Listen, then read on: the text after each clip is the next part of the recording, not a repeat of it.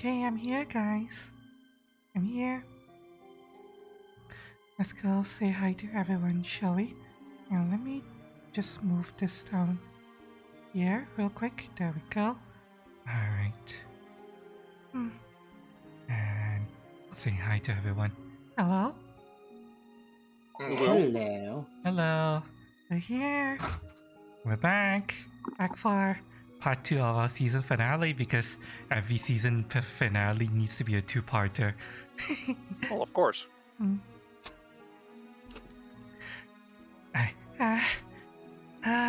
We're here. Is everyone alive? Everyone okay? Yeah. Why? You haven't slept yet, right? Yes. Technically, I only got 5 hours sleep, so I'm No, running on just shut adrenaline. up. I'm running on fumes as well. No, that's not fair. That's not fumes. That is fumes for Full me. day's worth of sleep. That's a full tank of gas for White. That's a full tank for me. For me, it's a backup power. Yes, I have enough backup power to do this for 1 to 2 days max, and then I just die.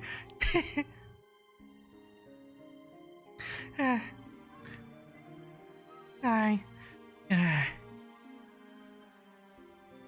So, you know, something funny happened yesterday to me. Apparently I had more cocoa powder and coffee beans than I thought I did because I was rummaging through the kitchen and then I found an entire jar of coffee beans and cocoa powder. Wow. Tucked away. I was like, oh wow. I totally forgot about this. Yay. Now, are they still good? Oh yeah, they were the late part of the latest batch of coffee and cocoa powder that I opened. Or more like this is the last jar I had of that latest bags I opened. I just forgot that those jars were there. So yeah. I mean, not that it would stop you anyway, because as we all have established at this point, you are part vulture. It's fine. It's fine. Cocoa powder doesn't go bad. Neither does coffee beans. They actually don't go bad. I mean, probably unless they get wet. Most things that Right. are well preserved could go to shit when they get wet. That's why you can find cakes in the ancient Egyptian tombs that are still perfectly edible. Dusty as fuck, but perfectly edible. Yeah. I got my coffee.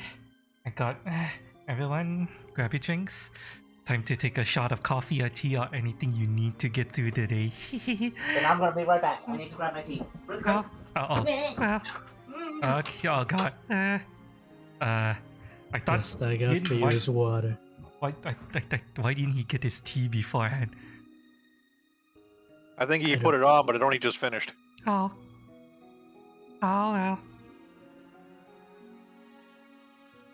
Hey. It's so Okay, damn we still hot got as Wilchar well. Girl, Hanny King, and Hanny Knight for Lady Devante on the turn order. What was that? You still have Wilchar Girl, Hanny King, and Hanny Knight in the turn order before you get to Lady Devante.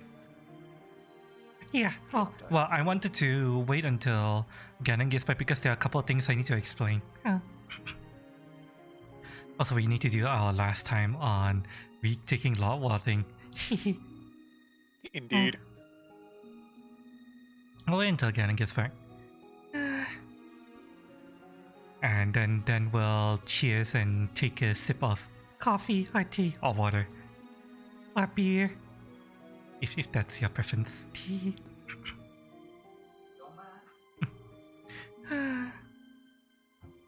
Take your time, Ganon. We're just chilling for now. Chilling and talking. I have my giant mug. Hooray!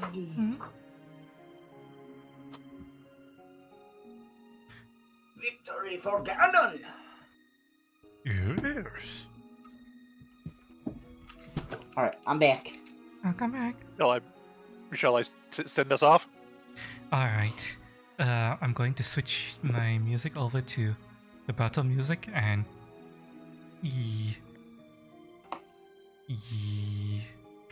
Yes, go.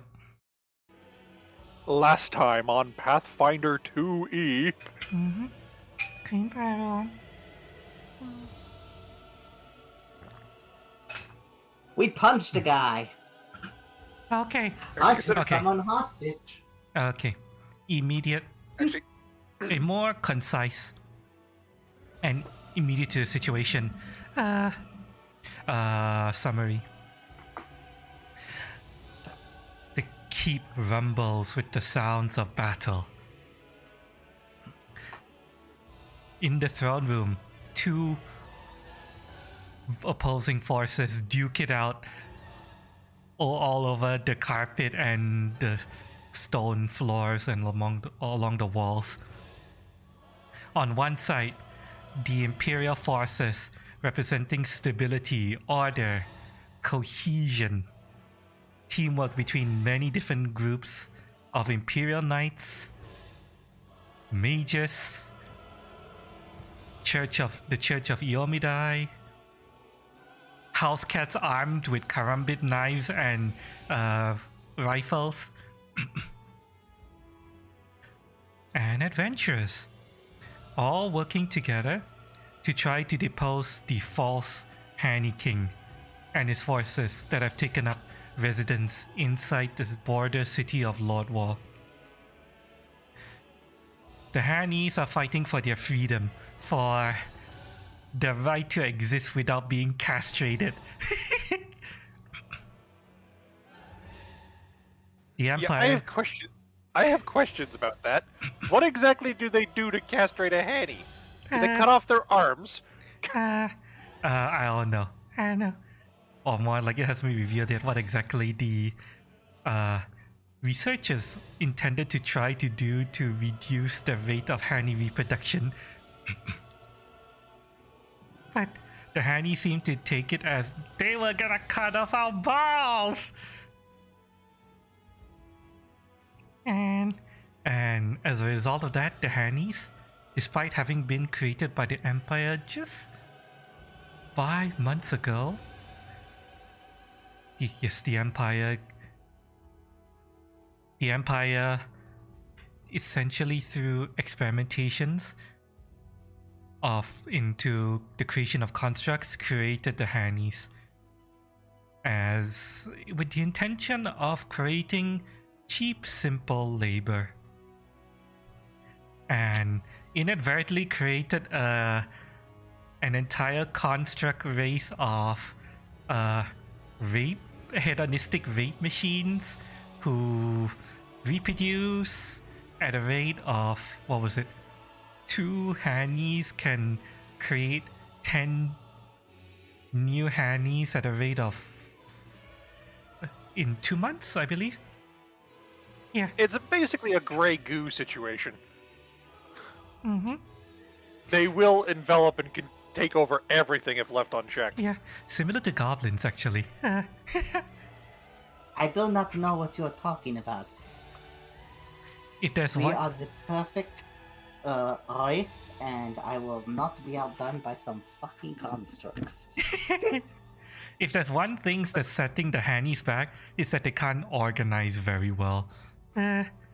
Outside As shown by the of... bureaucracy room in the last episode. Yeah.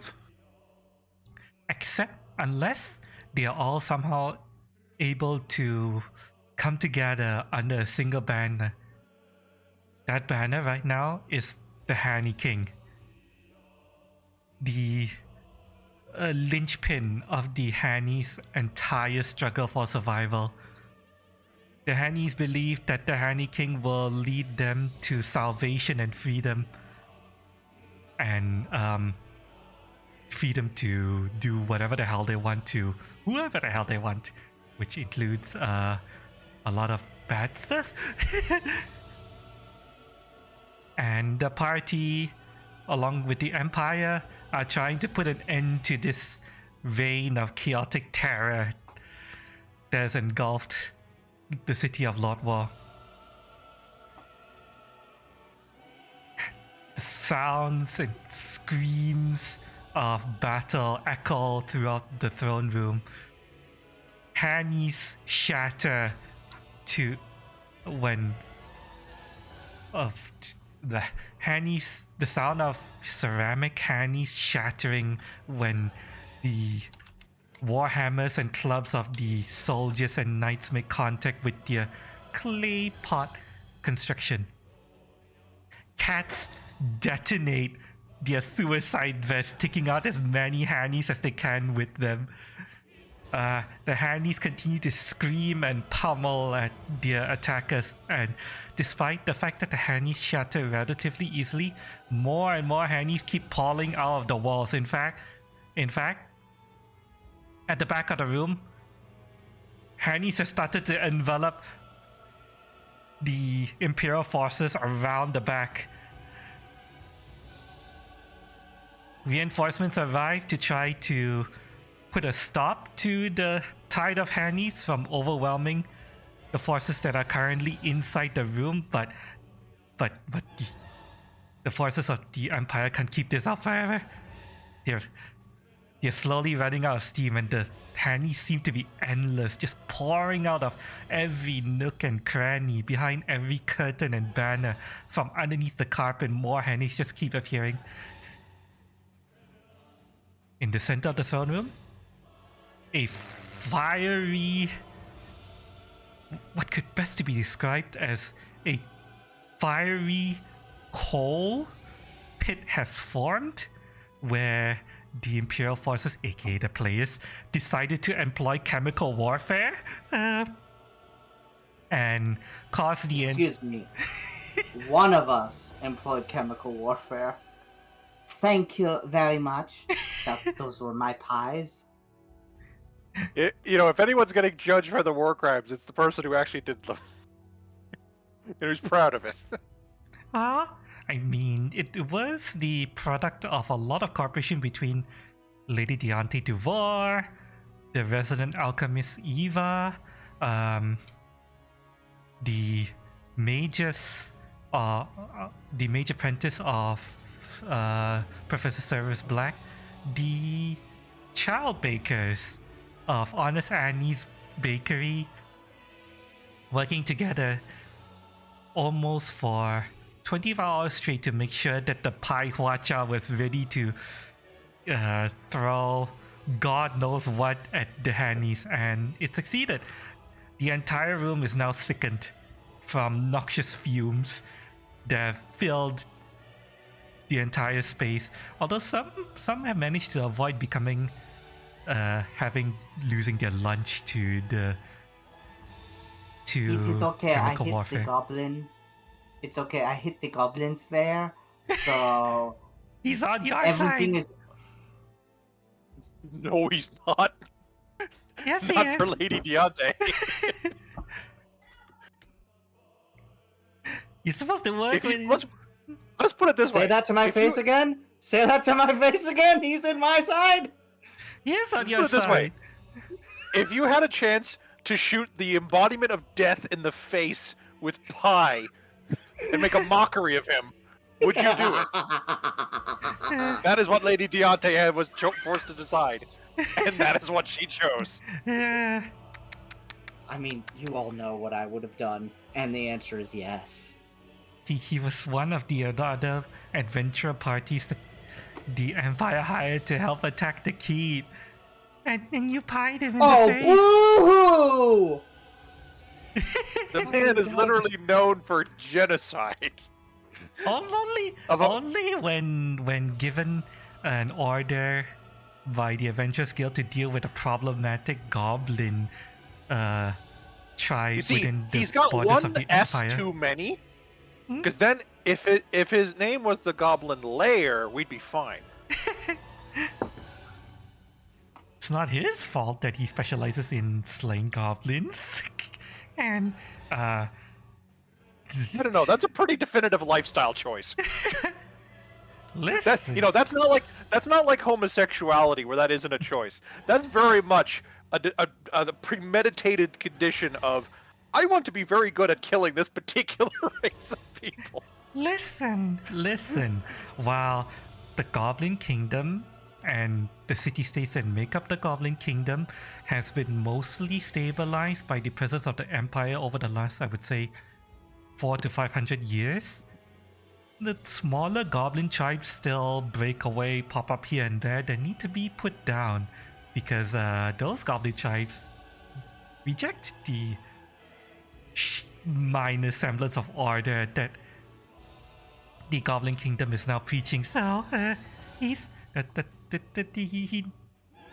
he's performing a service. I still do not trust him. He can Reject. Sorry, go on. reject humanity, substitute chemical weapons. Well, I was gonna say reject Empire, return to Gremlin, but you know. I also really like that idea. Well, regardless of how you, Lady Duvoir, and the Goblin Slayer feel about each other, you guys are working for the same side right now in this moment. And okay, so And here he doesn't need to know that I totally did that on purpose. He just happened to be in the area of effect. You know, And you typical can use wizard me logic. as an example of, well, it just happens because you got one of your own teammates. Oh no, you can ask them. I do it all the time to them. Yes. This is not out of character for me. Hello, Simon Templar. Welcome, Stoner. Well, hope you enjoy the stream. We're just about to start. Okay, so, Do we get new people? no, just people in chat. No, I meant in the chat. Yeah. Yeah. Damn it. Yeah. Okay, so we're just about to start. Okay, minor, gameplay stuff before we get underway. Is there anyone who has 0 hero points right now? Does anyone have 0 hero points? Hi! You okay? Those who have 0 hero points, you get 1 to start with. Anyone else who had 1 or 2 carry over from the previous session, that stays the same. Okay? Okay. So I got my 1 still then. Yep. Yeah. If you had 1 or 2, however many you had from the previous session, you will stay the same and carry over to this session. But anyone who started with 0 this session will get 1 back. And about the coal fire pit you guys have created, as long as anyone is standing on the fire pit, you will be afflicted by 1d8 persistent fire damage, with no option to get rid of it, essentially. If you step off the coal fire pit that currently takes up the center of the room, burning the carpet and blackening the stone, you can try to make the roll to put out the fire, but otherwise, no. As long as you're standing within the green, you are catching fire. Just keep that in mind. And let's see, what else is there? Anyone who managed to save against the noxious fumes do not need to roll to avoid the noxious fumes anymore. It's mostly dissipated enough that you don't have to worry about breathing in it and getting sickened, although it still smells foul in here. Especially since everyone has started puking and retching. Yeah, I was gonna say this. As I've said in the previous session, this room is pretty much a tide of puke at this point. It's not fun. Chemical warfare in an enclosed room. War is hell. Right, and let us get underway. We're back at the top of the order. Nicole goes first, working with her stand, the Pussycat dolls. Let's see. The Pussycat dolls. Nicole. She is going to cast a spell. Throw cat. Oh, wait, what? Throw cat. Yes. She is It's going to throw one of her knife cats here. I gotta grab my cat. And the cat is going to try to attack this Honey Knight right here. He's getting flanking bonus because flanking with Ivan. And okay, strike with the karambit knife. Add a +2 flanking bonus. Well, he misses. As an act together, the Pussycat Dolls, moves over here as a pound section and tries to slash at the same Hanny. He misses. Unfortunate. And That 20 was robbed, and you know it. yeah. And as a result of standing on the fire, the Pussycat Dolls suffers persistent fire damage. And turn over. Right, let me see. I'm going to roll 1d8. Did I miss anything? Nope. Nicole took her turn. She threw a cat. She reached under her skirt and pulled out a cat and threw it. So you now have an additional knife cat here. Right, so the Hanny King activates. The Hanny King tries to continue his song of inspired defense, but he is currently deafened and sickened and frightened, so he needs to make a DC. Not having a good day. DC 8 flat check to see if he can sing. He can't. He fails. He goes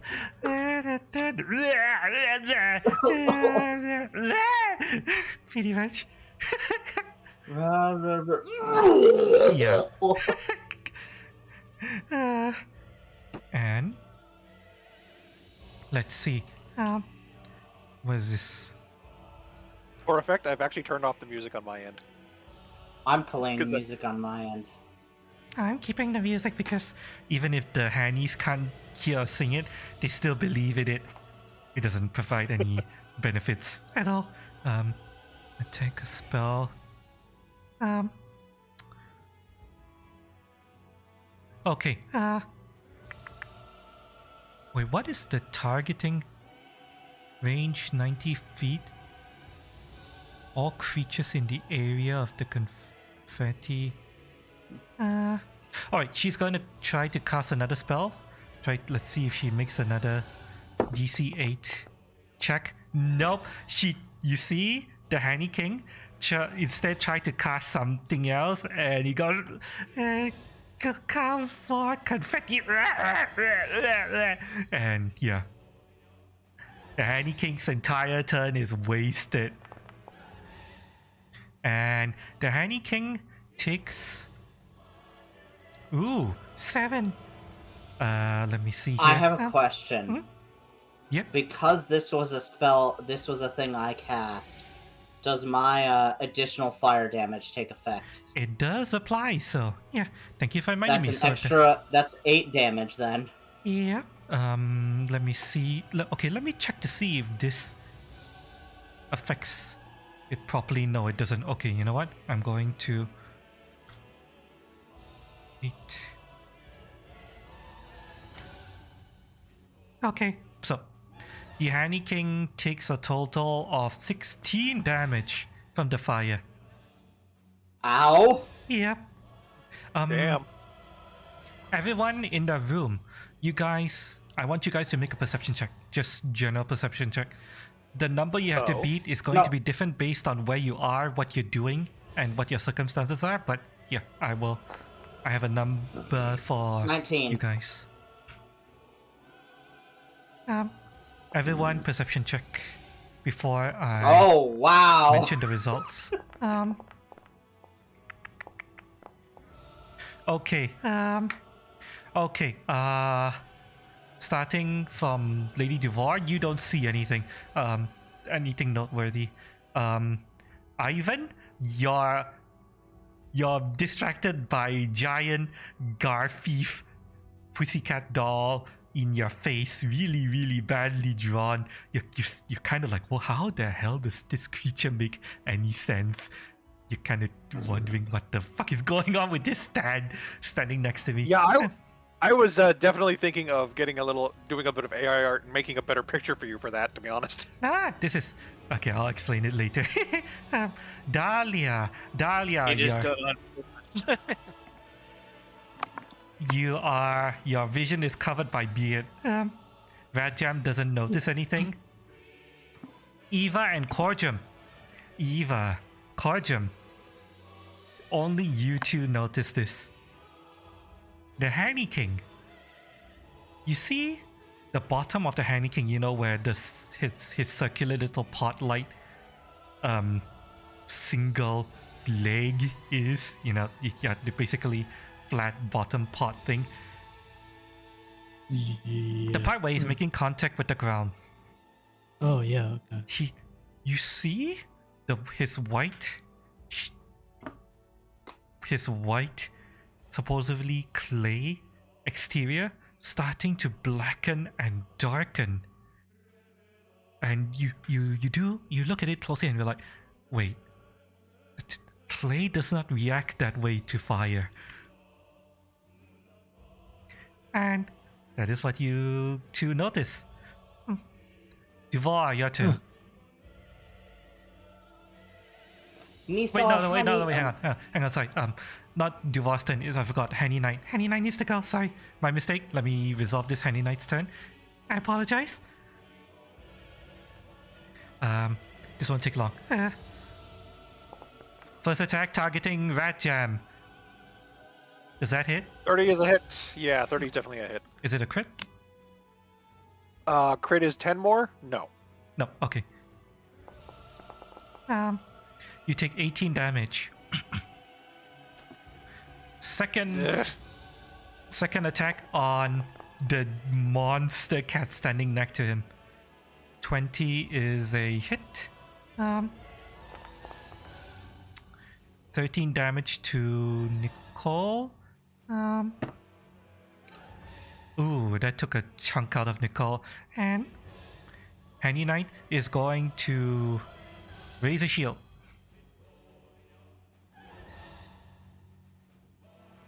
And he lost the Inspire defense buff because he is the Handy King is no longer singing. Okay. Lady Devon, now your turn. I apologize for earlier. So, it's a single action for the feather cat toy, right? No. It's 3 actions to summon. Unless you already have cats summoned. Did you summon cats before? I did. Like in another battle. Yeah, I've summoned them before. I haven't summoned them in this battle. Oh, okay, yeah, it's 3 actions. Summoning spells are 3 actions. Monsieur Honey King, Hmm? this is your chance to surrender. However, due to working with the Empire... Oh shit, no. There it is. There it is. Okay.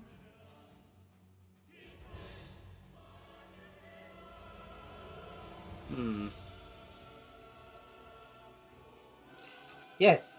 Enjoy the ray of fire. Oh? By the way, I've learned something. If you guys hover over the Handy King and you hit T, that will target him. Oh, yeah. So I'm gonna do that. Cast this. That's hot. That's awesome. What's the range? Yeah, I learned that yesterday in Pathfinder 2nd Edition. Huh? Oh, good lord, that's a critical hit. Wait, oh yeah, that's a critical hit, but hang on. What's the range of Ray of Fire? 60 feet, and I've already done it. 60 feet. Okay, got it. And critical hit, yeah, so roll crit damage. Well, essentially just click the damage button twice. Is it? Or... Wait, did that Nope, automatically... I do 46 Oh no, I do. There's the. Oh, it didn't roll 1d4. Oh, is it? Well, I'll roll it again. Yeah, so crit is 14 plus 18, it's 32. And 1 persistent fire damage. persistent fire damage only ticks after the end of the opponent's turn, doesn't it? Or does it immediately apply on the attack that does it? You always take persistent damage at the end of your own turn, and you also only take the most effective kind of any particular element. Yeah. So yeah, the I will apply. A critical success deals double damage and 1d4 persistent fire damage Yeah. on Yep. the crit. Yes, Meaning but it- that just means it sets up the dot. Yeah. So okay, persistent Oh, fire. I could have just done double. Oh well. But oh well, it's fine. 30. Well, the basic fire damage is plus crit is 32. Yep. Oh, okay. That is minus an additional. Oh, the Honey King goes down. Okay, so You hear Deontay scream. yeah, Victory screech! rays of fire lance out from Lady Deontay Tuvar, streaking past the two large creatures taking up the center of the room, smashing into the Honey King, scorching the material, making his outer shell, and you hear a little scream go, yeah, boom, and the Honey King falls down the steps of just little steps here of his throne, rolls onto the ground and stops moving, dead. The entire room suddenly falls into silence. The I Hannies... just start dancing and moving back and forth, moonwalking. Yeah. Oh yeah, who's the goblin? Who's the goblin? It's me. Ho ho. You guys know the I'm gonna use a movie reference for this. Do you guys know the ending of the Casper movie? The old classic Casper movie, the one with Christina Ricci. I have Oh, not God. seen that movie in fucking forever. Do you... It's fine, you don't need to remember specifics. long time.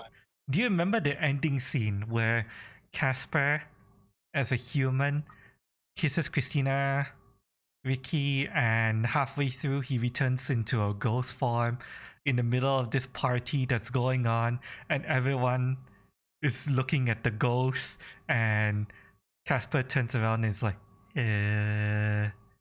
hello? And then the entire party just goes, ah! And starts stampeding for the door. You make you paint a good picture. I haven't seen it specifically, but I do get what's going on. Okay, it's that. Except, you guys, everyone in the room feels the keep starting to rumble. The rumbling gets stronger and stronger and stronger. The Hannies in the room are screaming, and suddenly the walls explode with Hannies. An entire 10-foot wall of small-sized Hannies is Oh God! is stampeding from the back of the room, heading towards the only exit they know, the door over there. And okay, everyone, you guys get a single action to try to avoid the consequences of this.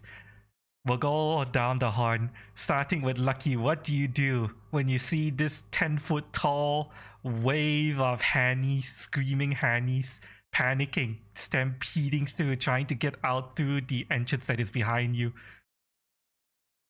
Try to split the Red Sea with my axe. Okay, you are going to try to stand your ground. Make an athletics check.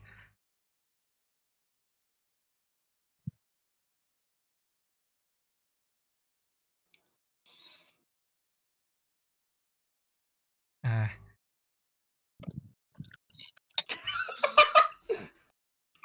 Oh, what can I do that is most chaotic? okay. That's not good enough. Yeah, you can pretty much tell it's not going to be good No, enough. no, So- I'm like re-rolling that. rolling that? Okay, go for it. I was say. There we go. Okay, There you we go. Okay, Dahlia, what do you want to do? I mean, I'm jumping on top of the dwarf. Um, If the dwarf is not moving and I'm on top of the dwarf, I should totally be fine. Technically speaking. okay, if you guys want, I'm sharing a link to a crowd screaming sound effect 1 hour long. That is what's going on right now. So, Dahlia, you want to stand on top of the dwarf, right? Yeah. Right. You need to make an athletics check or an acrobatics check, whichever you prefer, to try to hang on to the dwarf. Because he's going to be moving around a lot, getting knocked around, trying to split the tide of Hades. Really? Oh God! Really? Yeah. There we go. Fight down. Okay. Let's see. White Jackal, I'll get to you last. I mean, he's fine. Ivan. He's on the roof. No, he's not gonna be fine. Not necessarily. Ivan, what do you do? Okay. Dismiss Rat Jam. Uh, So he's not caught in this, because if he gets caught in it, I'm basically caught in it. yeah. So, poof, Rat Jam. I'll just move Rat Jam away and I'll bring him back if you need him. Great. Ivan tries to tackle dive Nicole behind the pillar here, and he's also calling out Nicole, dismiss Pussycat Dolls. Okay. Keep in mind that Nicole is larger than you and in a wheelchair, so make an athletics check. This will be quite difficult. Oh boy, here we go. Proficiencies, athletics. I got +6. Could be worse. Mhm. All right. Show me the money. Not 16. enough. Not Can I enough. try even knowing the result? You will. You smash your face into her wheelchair, and it's not enough. Nicole's wheelchair isn't moving. Do you want to spend a hero point to try to power through? Yes. Do it. Oh, come on. Not good enough. Okay. Damn. Well, you are committed to that course of action. Lady Duvoir, Yep. what do you do?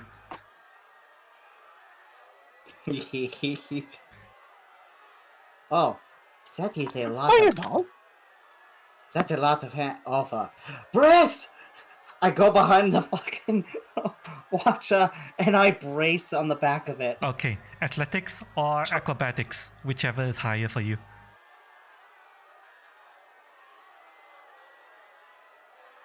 Oh, acrobatics, definitely.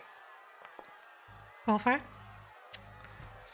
Okay, Ivan. Oh, no, not Ivan. Eva. I need Yeah. you to make an athletics check to try to hold on to the pillar in the ceiling because the entire castle Keep Your Inn is shaking right now. Okay. It's like there's That an my only earth- action. Yep. It's like there's Athletics? athletics, yes. You have to be athletics. It's like there's a fucking earthquake right now. Not enough.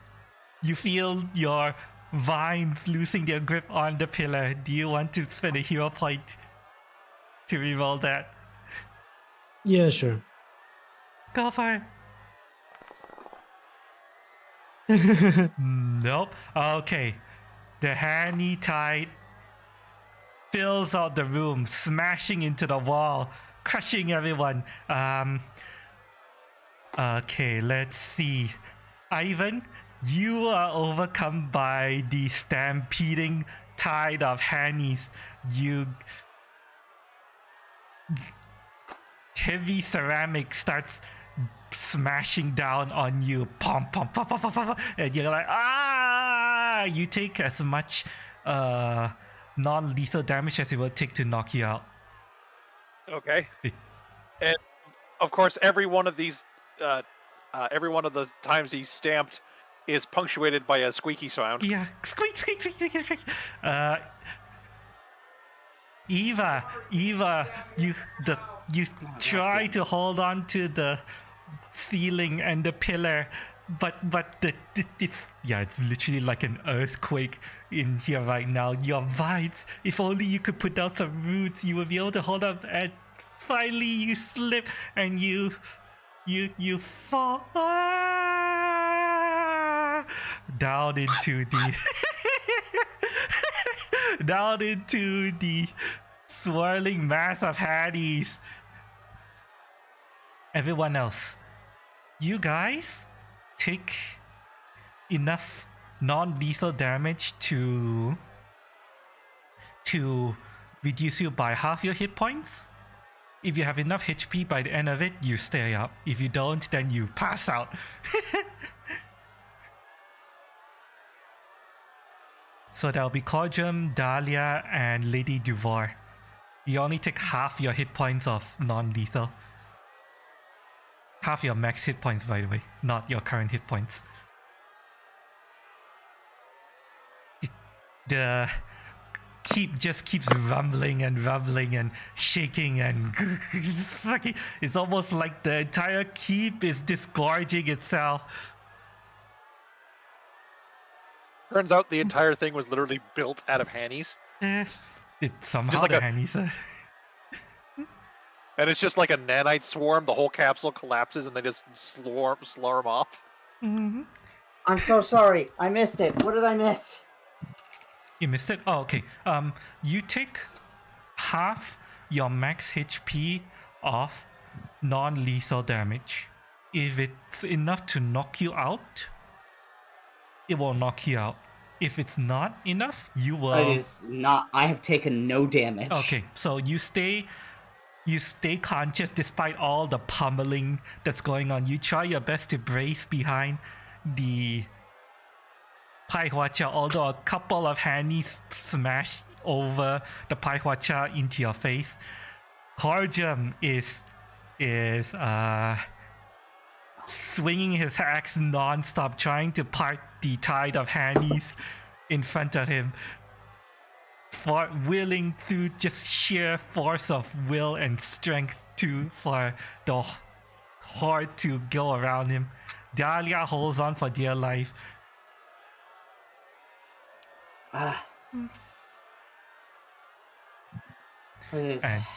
And eventually, after what seems like an eternity, but it's actually just 5 minutes of thousands upon thousands of hannies running through the castle, smashing into the wall, smashing into the door. Eventually, the tide of hannies passes over, leaving behind a room, an empty room of unconscious, groaning people. Who is unconscious? Pretty much all the guards are unconscious. Nicole is out cold. Gretel was able to get behind the pillar. The Goblin Slayer is passed out cold.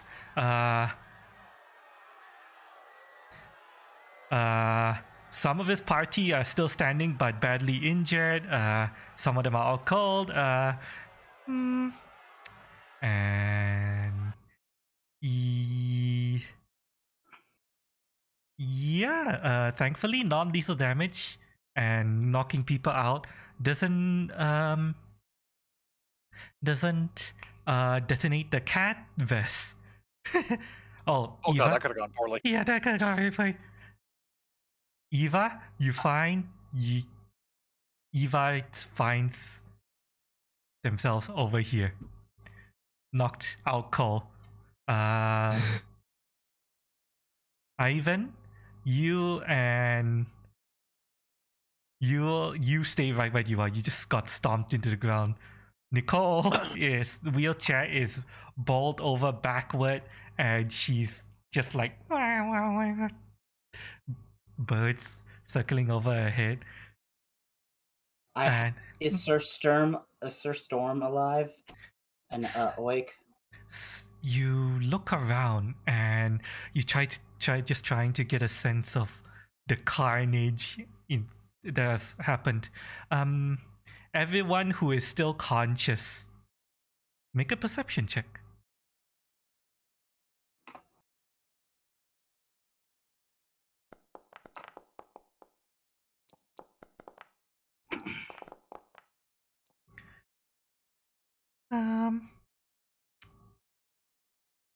Okay. Cordium is the only one to see this. Hang on, let me get this. Due to the Hanny stomping on the ground, we can say that the Down on the ground. hang on, why can't I get rid of the measurement? Oh, it's over here. Okay. The fire is out. You can walk over the flaming tar pit normally. Now it still feels hot under your boots, but the fire, yes, completely out. I would say you can persistent fire effect on me. You can get rid of it. Just get rid of it. The force of the wind flowing over you would have put out the fire. And let me okay. Cordium, you are the only one to see this. Let's see here. You see the Hanny King still there, right where you left, although it's kind of been buffered a little bit. The Hanny King's body has basically been totaled, completely crushed into a white pulpy mess. Although amongst the unconscious bodies, you see someone you didn't see during the battle, kind of like crawling away. Trying. Oh, that's the daughter. Oh no, that's the Baroness, I bet. Just trying to crawl away silently. She's apparently trying. This person, whoever they are, is trying to make a stealthy getaway.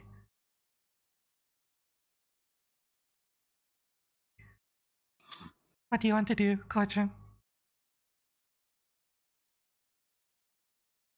I'm gonna stomp over there and pick him up. Okay. Go right ahead. You can stomp over the unconscious guards and pick up whoever this is. You hear a little voice go, "Yeep!" And as soon as you pick up, and Sir Sturm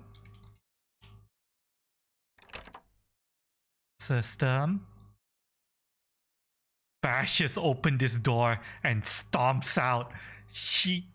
You look at Sir Sturm and she looks haggard. Like through the ringer. Yeah. Not just from Hanny's. She looks like badly beaten up. And she's panting and going, "Is it done? What? Are they all gone?" I got the kill. I got the kill. I got the kill. I got the I did it. Yes, yes, yes. Yeah, pretty much Lady Deontay, your voice, the only one still making a lot of noise. Her and Speak now, or I'll shake you like a fucking rag doll. this person here is going, Oh.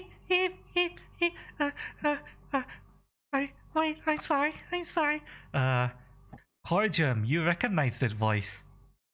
That voice sounds awfully a lot like the same voice that was coming from the Hanny King. I know.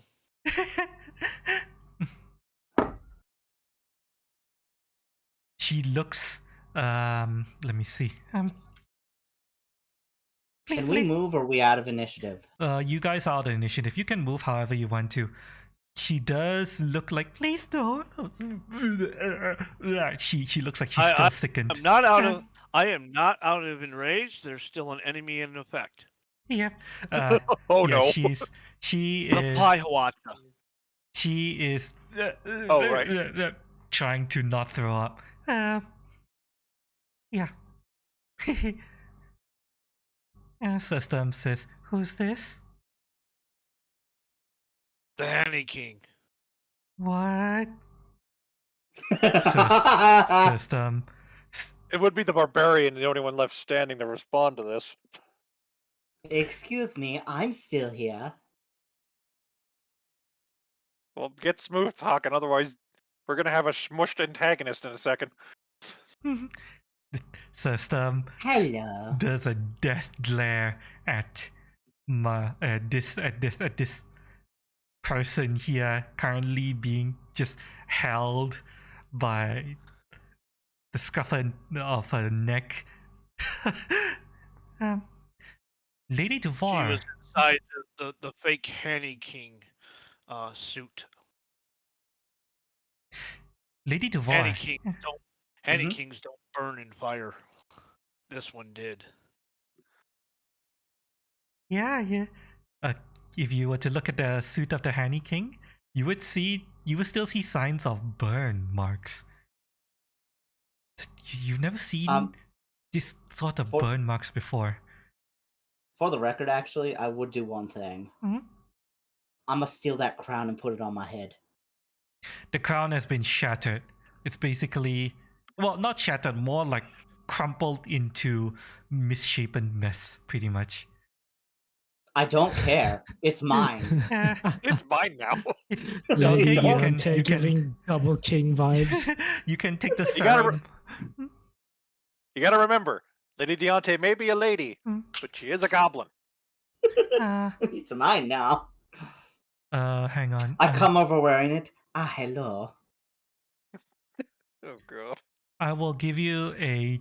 How do I even give you jewelry or treasure? How was I dealing out treasure before?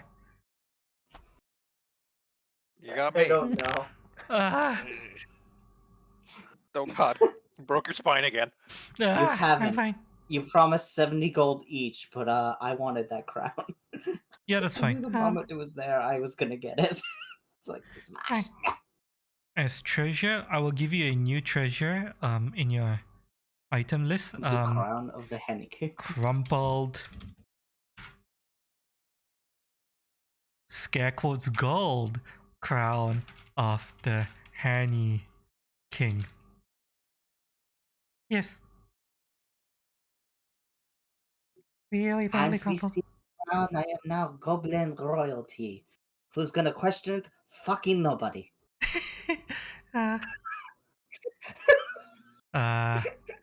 Okay, what was I saying?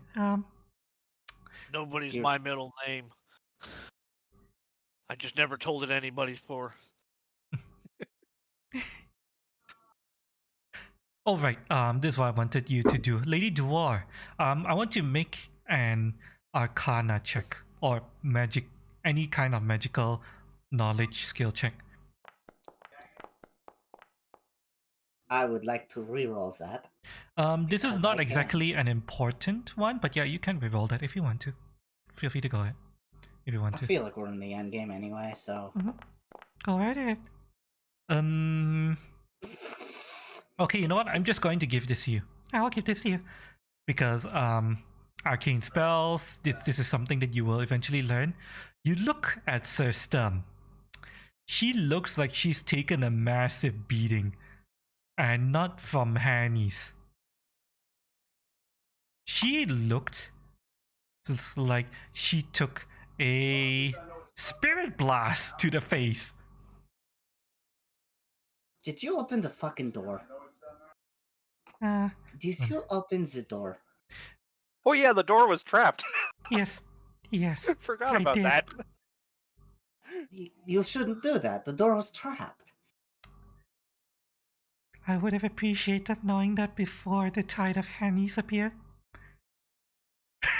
She apparently smashed through the trapped door to get out of the way of the tide of Hannies and took the spirit blast in the face. Well, I'm sorry. We were in the middle of a fucking battle. Here, take potion. Drink. Also, hello, my name is Lady Deante Duvar, and you are the Honey King, I assume. What potion are you giving her? I need to check because I can't see my inventory. Give me a second. Obviously, it's Viagra. I'm gonna give her the minor one. Doesn't that do something bad if it's given to a woman? It's fine. You can give her female for d6. Okay, minor potion is 1d8, right? Yes. Right. So mark one less minor potion from you. I will roll a 1d8. And That was system the last one. heals plus 2 hit points. That doesn't do much to her to heal her at all, but she appreciates the gesture. She accepts the Shake, potion shake, shake. and she downs the small vial. Thank you. Look, it's not much, but you know. Hey. We good, right? Yeah, we're good. Good job. Cool. Good job. And Fist bump? Fist bump? she bump? okay, she will very gently fist bump you, knowing that she's that much stronger than you. Okay. Very gently.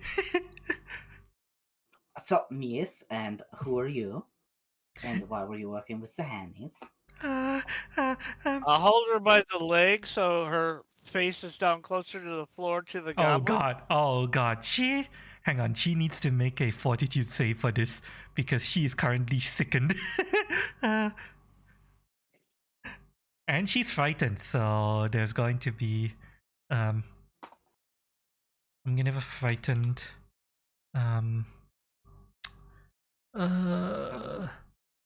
That was an awesome crit. I'm so happy. Alright.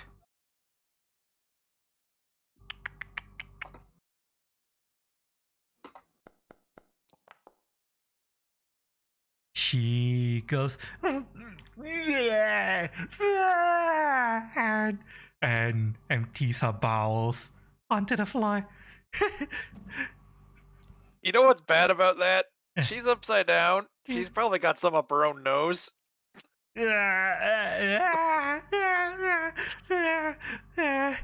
sorry. I'm sorry. I didn't mean for all this to happen. I'm sorry. I'm gonna say she's at she took this amount of damage from the battle. I'm sorry. I'm such a mom. Please put me down. I'll talk. I'll look down on the floor. I must take care of an enemy. You go ahead and talk. All right. Lucky. You look at the Pie Watcher. The Pie Watcher is broken. I've got to make sure. It is. Double tap just to be sure. It is currently at the broken threshold, although not the destroyed threshold. You just see Lady Deante Duvar turn around. No! My watcher! You hit roll damage. No! and with a swing, your your cleaver cuts into the Pai Hua Cha, and it doesn't go all the way through because it is made of wood and stuff, but it digs deep into the wood. You pull out your cleaver and the Pai Hua Cha starts shaking, flying, and little bits of spring and hydraulics and gears and whatnot just go out of the Pai Hua Cha. The Pai Hua Cha is now officially destroyed. You big, mean, stupid brute! How dare you do this to my watcher? Slap, slap, slap, slap. They're ineffective. Slap, slap, slap, slap. You bastard! I feel better now. You feel as Karjam says, I feel better now. The enrage and large falls off. Kong. Well, Mario. large lasts like 4 minutes. I know, but I'm saying that it Okay. disappears. The Mario. I do want to mention Kong. she did attempt to swing it. Oh, Cordrum. Yeah, but there's no way in hell you're actually hitting. I know. I have to roll a crit to basically hit them. You.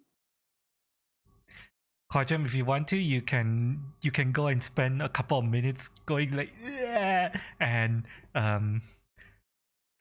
you can just get rid of the second condition. If I can do it in one. Mm. I don't know what the DC is. It is a The effect that made you sick, so whatever the DC is on the Pai Hawacha nonsense. yeah. You now that the gas is mostly dissipating, I will allow you to. That is a success. I will allow you to turn that into a quick success, and you just go and okay, all better now.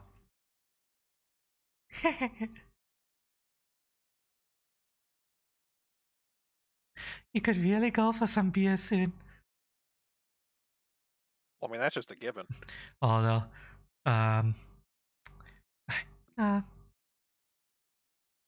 let's see. I think instead I'm gonna drink this healing potion lesser. Go right ahead if you want to. You see a door, the front door open, and in walks the doctor. The doctor, rouses. Oh, not Hawaii Pacha, you stupid thing. Me. Whoops. Yeah. 'Cause I had the Pai Watcher targeted, so it. Eva. Everything's alive. Yeah. The doctor pours water all over you. You wake up. Oh, nice. Hmm? And Ivan, the nurse picks you up and kind of like just tries to squeak, fluffs you up a little bit. Wake up, oi, exact. Wake up. Oh, is Nicole okay?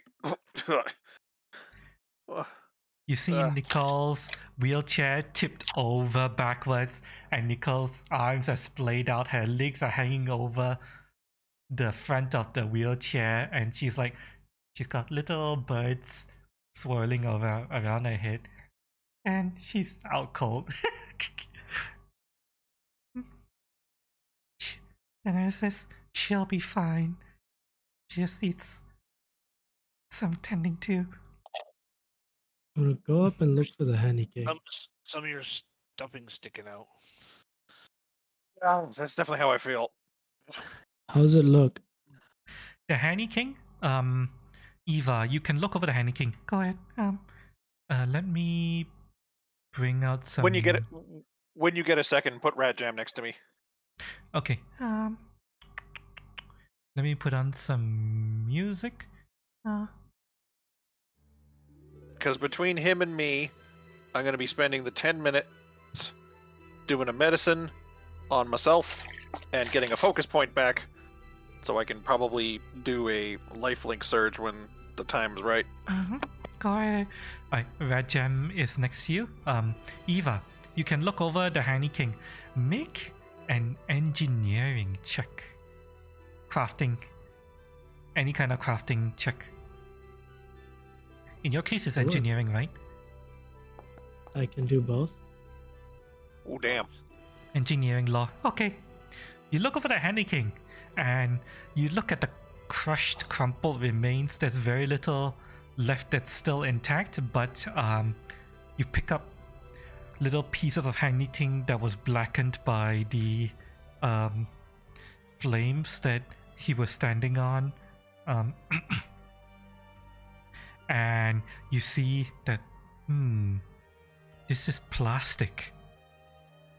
And you pick up the little, what looks like little buckles that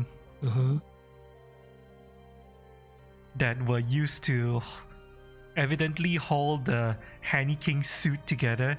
So yeah, the Honey King was just a person in a suit. Pretty much. A large plastic suit. Does Reminiscent. anyone know where the real Honey King is? Right here, system walks forward, That would be that lady over there. dragging this person that you don't remember seeing during the battle. She looks like she's thrown up some. I aim my gun square between the eyes. System. Switches places with the supposed Honey King? No. We need to question her. Don't worry. We're going to make sure she's thoroughly questioned. System manacles the Honey King, who is who has apparently identified herself as Researcher Maria. I'm Researcher Maria.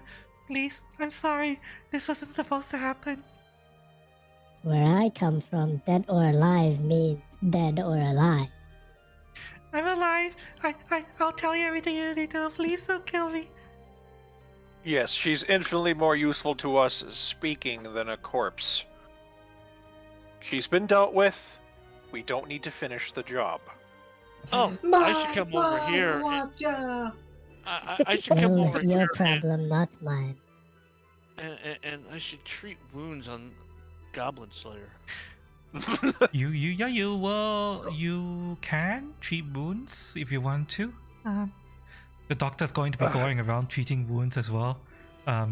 Getting everyone up. Herr Doctor, if you and your nurse assistant could gather everyone a little closer, I could bring at least everyone onto their feet quite quickly. I would say that any magic you were going to do, Cordium, you would stop them from being in danger of dying, but they will still need to be roused. It wouldn't get them up, so to speak. They are knocked out cold. This is one of those conditions that's going to require some extended care to get people back on their feet, because even those who are standing are like groaning. Oh god. What the fuck was that? I think I broke a rib. God Yeah. damn it. It healed me. Why did it heal me? It should have healed him. It's fine. I got this. Now I gotta damage myself. Just fist in face. You help up the Goblin Slayer, and you can also look over his friends. They're varying degrees of injured, even though I'm not going to bother or modifying their health values. You don't need to roll. I would say you're just applying basic first aid. And what were you saying, Lady Duvar?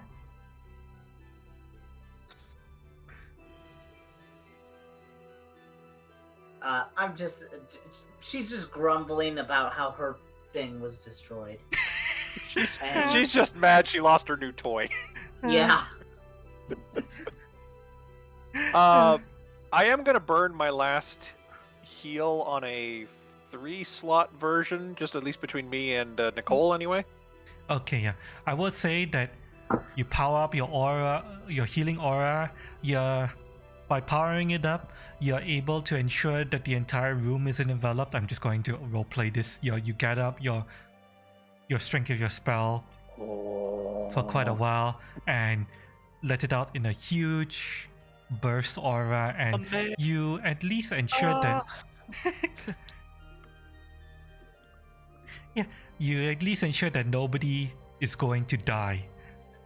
Whether or not they wake up feeling like they wish they were dead is another matter, but They'll Not my live. purview.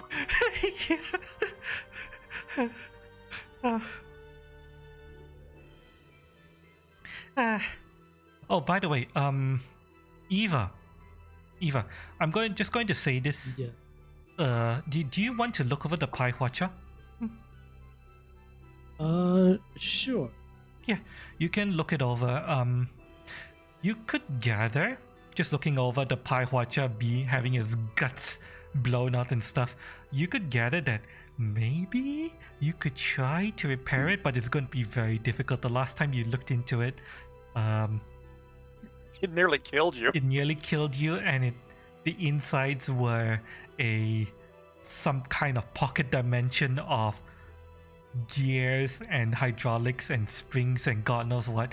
Now, here's a question for you. Legitimate question. Could components from the Pi Huacha be salvaged to make a Pi crossbow? Like a single target, or like a single-manned, single-shot weapon? Potato gun. I would Pretty much. say no, because the Pie Watcher is large. Crossbow will be fairly small, depending on what size crossbow you wanted to make. But I will allow you, Eva, to study the construction of the Pie Watcher to be like, maybe I can modify something. I know that you Oh, I've especially. got ideas. Yeah, I know you especially would. Well, you can let me know what ideas you want to have. Let me Oh, of do some course. stuff. I'm going to assume that you guys want to,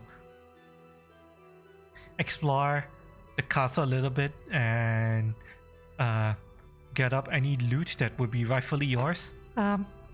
Specifically, Well- the loot from the children. I need to give you guys. Man, The that loot- sounds bad out of context. Yes, the children that you murdered. We're To be looting fair, children. they tried to murder us first. We're looting innocent children. Yes, We're not. innocent children who were just playing with their pet Bambi, and you guys murdered They're giant them all. rape They're giant rape monster, Bambi. Get your story straight. You mean the children that I basically cave its skull in? Yes, Yes. those same You children. mean the one I blew up twice? Yes, we have destroyed the child, okay? That same Look. children Cardrum slit in half with an axe. Mm-hmm. Yes. Look, we Same have children. no feelings about the clearly. We're the good guys, we swear. They're And This evil is all- children. the children I earlier cleansed its skin from its bones while it was still alive. Whether or not they're alive is still up for debate, honestly, because they came back for being killed. You typically don't do that when you're alive. They scream like every other living thing. It's okay. We unalive them again, and there's no way they're coming back a third time. Wink. They're gonna Right? be coming back.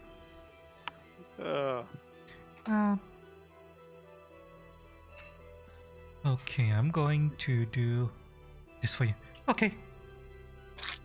I would say that from the children earlier that you guys murdered in cold Sent to blood. Sent to the proper afterlife. We didn't, but whatever. You find Mion's destroyed exploding dog slicer with Yeah, that much we covered, I believe. Yeah, I'm putting it into the party meal inventory screen so that you guys can grab the stuff as you want. Rena Sword Chucks, which has a striking rune on it. Satoko's striking longsword, and an alchemist fire moderate, and Satoko's bomb Zuka that is currently broken but can be repaired. There we go. So even though they're basically ghosts, they drop physical matter. What makes you think they were ghosts? It's weird. Oh, It's weird. I These are don't know. children. Oh, I don't know. The fact that they fucking attacked us in a shadow realm, They and fell? we're filling, and we're like, stalking us invisibly until like they're invisible until they let you see them. They felt solid and real enough when you punched them, and they left fresh bloodstains on the ground. Ghosts do many things to be spoopy. Mhm. And if you were to go back to check the bloodstains now, you would see they're still there. It's not something that disappears when you're not looking at it. Stop It's now- coping. Try. Actually, in the first They're battle real. fight, there's still bloodstains. Oh, I'm not saying they're not real. I'm just saying we're not murdering innocent children. They were armed, and they one took me down, for God's sakes. I am apologizing for nothing. They were little bastards. And to quote a teacher that I once knew, that was the magical word of the day, the magical phrase of the day. They're all little bastards. Uh, Ugh, Did anyone get the reference? nope. can't say I did. No. Rugrats. Oh, That's what After my time. Wait, they used the word bastards in Rugrats? No, they kept cutting away before they said bastards. Oh, they all And they kept little... doing sound effects. Okay. Yeah, okay. but it was I get it. obvious to the hilarious. audience that was paying What? attention. Yes. Oh, it's obvious to adults. But Angelica kept saying it. And it was great. Anyway, Nicole I is. wouldn't have been able to charge the Handy King anyway, because Pussycat Dolls blocked my route. I would have allowed you to squeeze through the Hanny, put the Pussycat Dolls to get to the Hanny King. I would have allowed it. Pussycat Doll would is have Nicole given up? away. Nicole is like, I don't want to wake up. Let's not let it 5 minutes. She gets little head pats She from Ivan. grabs and squeezes Ivan. Like a little... Beep. Yeah, like a little stuffed toy.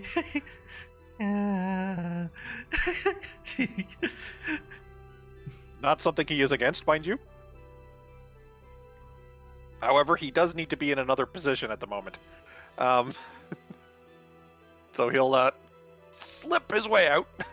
I found the clip. Nice.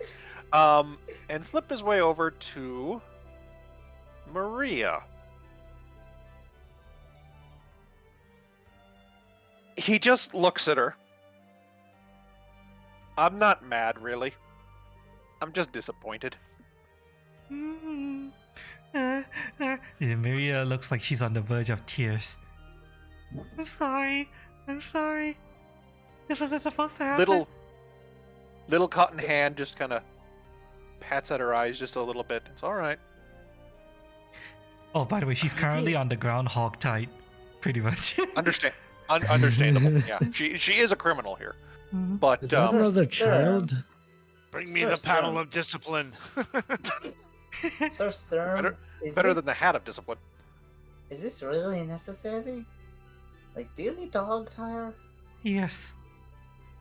They're all guilty. In a way.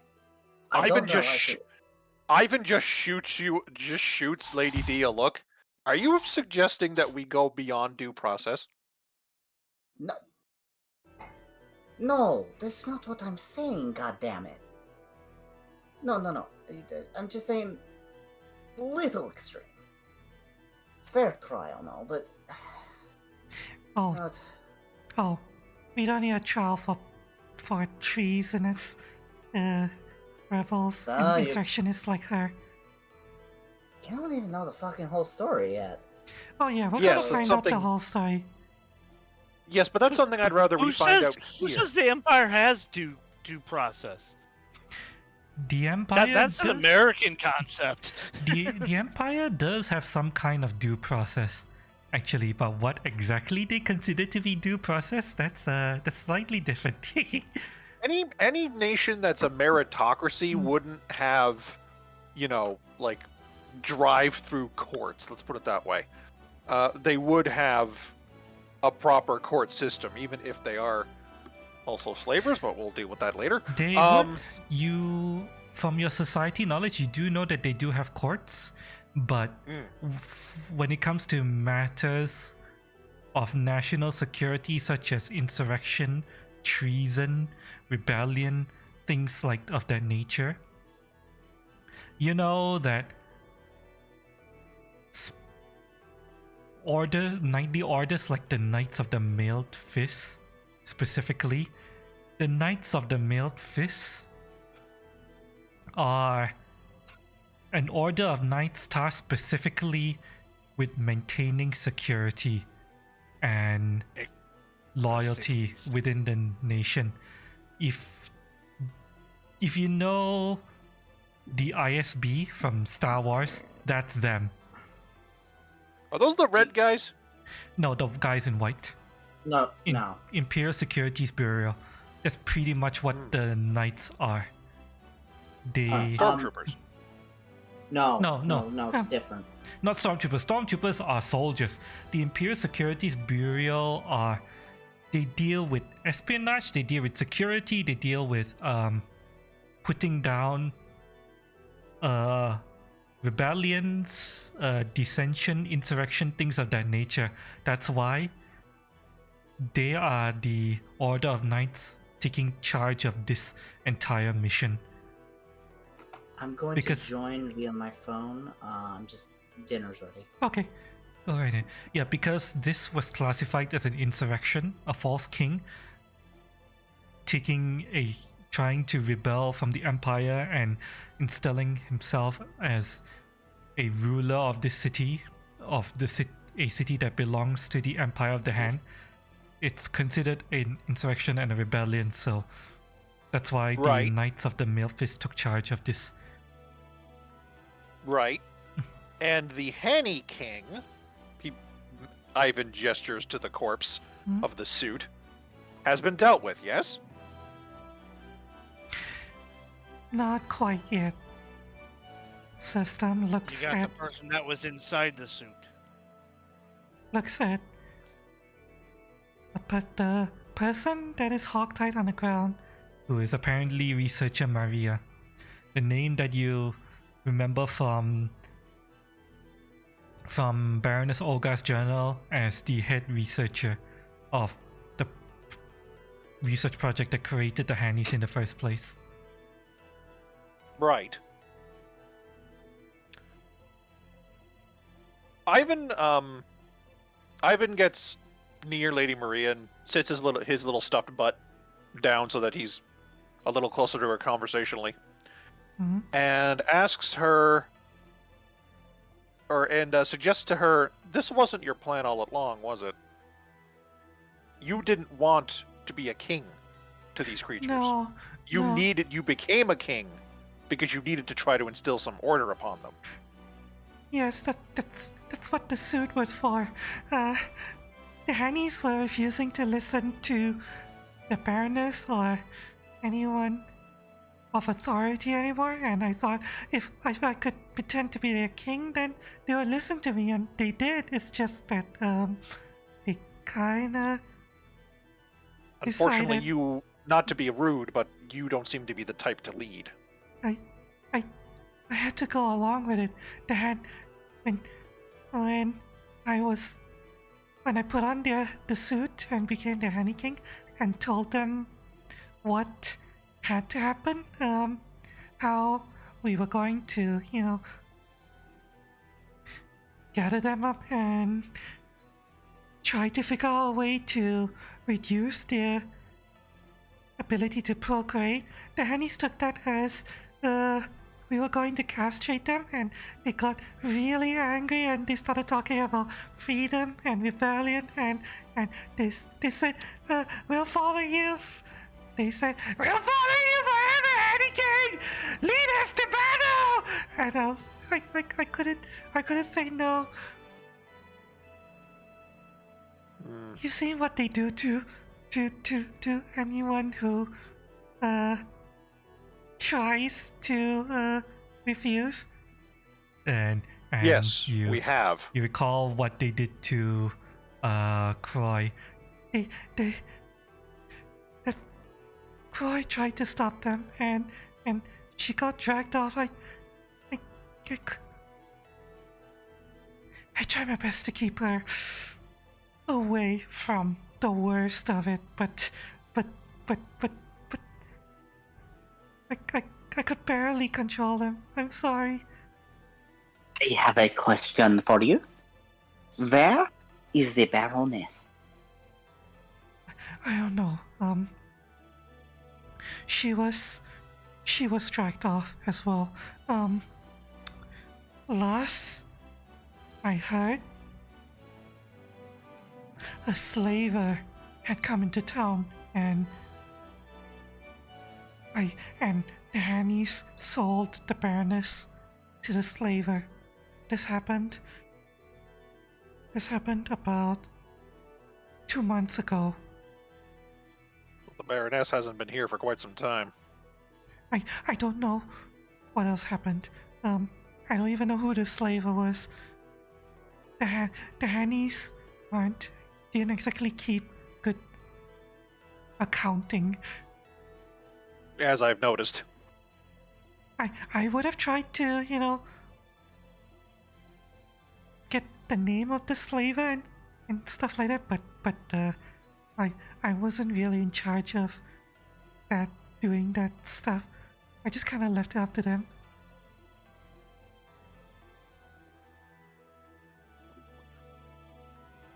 Now, while we can't fault you entirely for their actions, you are responsible in several ways. At least 1/4 responsible for their very creation.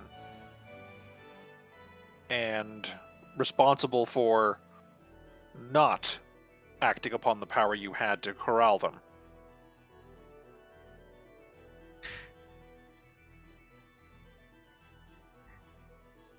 I tried. I really tried. I'm sorry. Ivan just kind of like side eyes Sir Sturm. Like, what's your thoughts? Sir Sturm, she takes off her helmet and she's rubbing her temples. The Baroness is missing. I was hoping we would be able to find her. If not her alive, then at least her corpse. But now we have her daughter. The daughter can be put into power. Then one of the knights has been roused by now and says, yeah, her daughter, some survivors have been gathered up in a room out back at the guest room. I believe the adventurers also found Baroness Olga's journal. I have, yes. You guys produced... Yeah, we were going to get to that, yeah. You guys produced the journal to System? That depends. Is she going to take it? She's going to want to have a look at it. She holds out her hand. Do you have a journal? Alright. Please? We can literally copy it. Right. Ivan offers it. Alright. You see System look through the journal, flipping through it. She takes her a couple of minutes to go through it. And if you want, you can help point out the sections where the research was mentioned. And she. Yes, Ivan is very aware of what pages not to be reading because he doesn't pry into a woman's, private business. Mhm. But the research notes are definitely directly pointed out and possibly dog-eared for easy reference. Well, not dog-eared. Like I mentioned in the description of the journal, there are little colored tabs that denote different sections of the journal. Like there's a colored tab representing parts where where it's personal stuff. There is a section. There are tabs that represent business stuff, management stuff, administration stuff. There's a tab specifically for research stuff as well. So you're easily able to focus on the sections that you do want. It is not a full-on journal of a researcher. Instead, it is a journal of a baroness who has tasked other people with research. So it doesn't have a lot of like the formulas and stuff that you would expect in a research journal, but yeah, you do get some. You and System are able to get some basic information about the research project from it, and you guys can refer to the handout I gave you whenever you want to for a refresher of what's in there. And System looks back at researcher Maria and she says to Maria, "You are going to help us figure out the full extent of what happened here. We have all of the other researchers and advisors. Your testimony is going to be compared against theirs. Any useful information you give us will be considered. Do you understand?" And Lady Deontay Dubois interrupts. No you fucking don't. Hmm? We don't have the plant lady. you're right. We don't have the plant lady yet. But we will be making moves to acquire her soon. Welcome back, Kojum. Yes, fish palm? Ivan just kind of side looks at Lady D and says, "You don't know much about bluffing, do you?"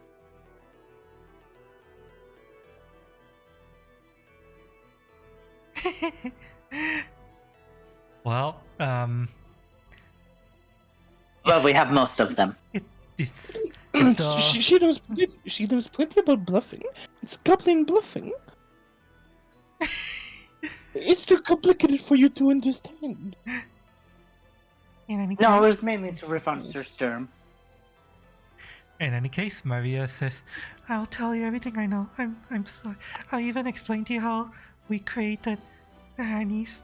What went into the research. I have my notes. It should still be downstairs in the lab." Oh, good. They weren't lost in the shuffle of the Hanny bureaucracy. No, the Hannies. I wasn't fancying waiting 3 weeks for any sort of result.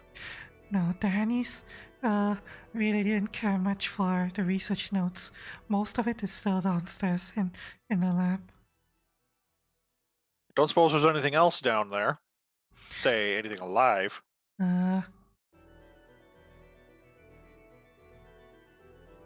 Or animate, There's- as the case may be. I don't know. I think all of the Hannies would have left by now. Yes, that's another problem we're going to have to deal with. We have a large, unchecked population of self-replicating constructs on the loose.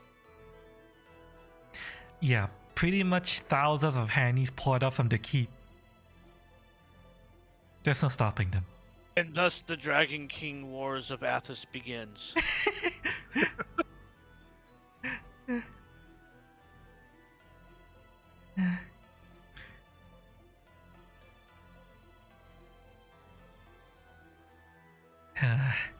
Yeah. Well, What I don't understand, Lady Maria, is simple. Puppets exist. He kind of just, not quite T-poses, but definitely like, arms spread. It's just like, I am here. Why were they simply not employed? They've proven to be stable. They actually like to serve. We don't have the ability to easily create puppets. The whole So in other point words, of you look for a shortcut. yes, we needed to find a way to create constructs that could be self-replicating, and puppets are not self-replicating, and it takes a lot of magic to create one. That was the whole point of research, to try to create new constructs that could be cheap, and we kind of screwed up a little bit, a lot. We screwed up a lot. He puts one of his little hands like right on her nose. It's like, that's an understatement.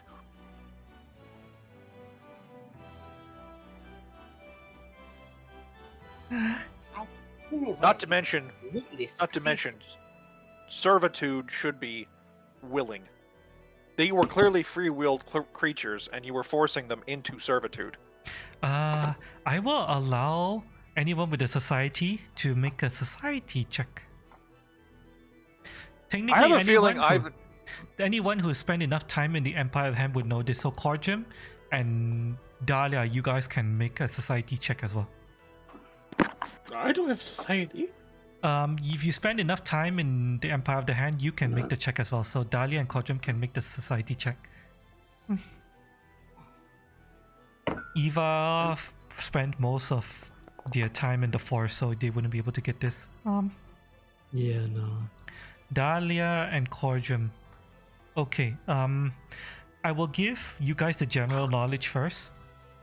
You do know that constructs and puppets and other such races do exist in the Empire. And you do know that while upon creation constructs are expected to serve their masters, you do know that there are provisions by which that constructs can earn their freedom. Corjum and Dahlia, you do not know exactly what these provisions are, but Lady Diante Tuvar and Ivan, you do know that often it involves years, decades of servitude. Unquestioning loyalty of Unless servitude. you kill your master and don't get caught. After which, a construct, if the master deems it service satisfactory, may decide to reward the construct, Warforge, puppet, whatever. If the construct desires it, the master, whoever owns the construct, may reward the slave with freedom, essentially. And would Ivan know that in some cases, said servant refuses it? Yes. That they instead choose the life of servitude? Yes, there are slaves who choose to remain in servitude. That is definitely a thing. And the same applies to constructs. If they choose to, I mean, this largely comes down to the slave and the master, essentially. Does the master want to release the slave? Does the slave want to go? The slave wants to stay? Does the master want to, keep the slave? It largely, comes down to that.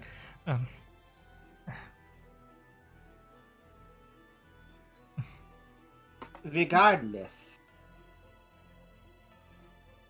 of this situation, this is just very much the beginning. Oh, one additional addendum. Those are slaves either through.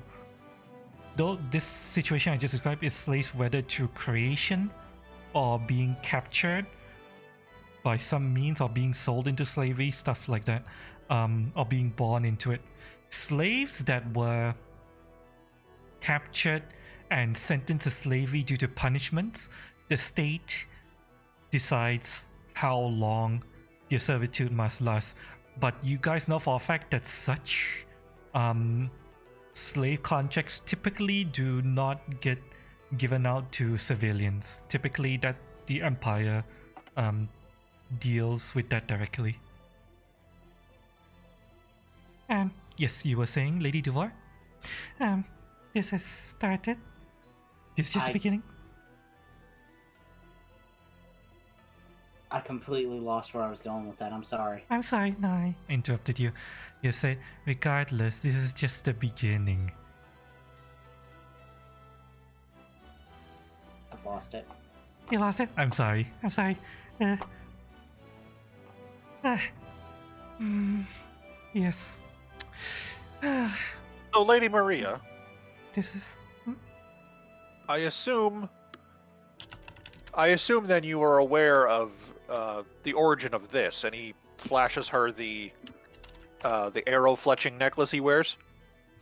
Lady Maria looks at it and she's like, oh, the golden arrow. Yes. Yeah. Mother Rose It's the has reason it. Yes, that's something we figured out. What I want to know is how exactly did the arrow make all of these poppets, all of these hannies, sapient, when, and more importantly, seemingly give them no other properties? The arrow is unusual. It's blessed with some kind of ancient, powerful magics. To be honest, I wasn't exactly sure how it worked either. All I know is that the arrow allows us to shortcut the process of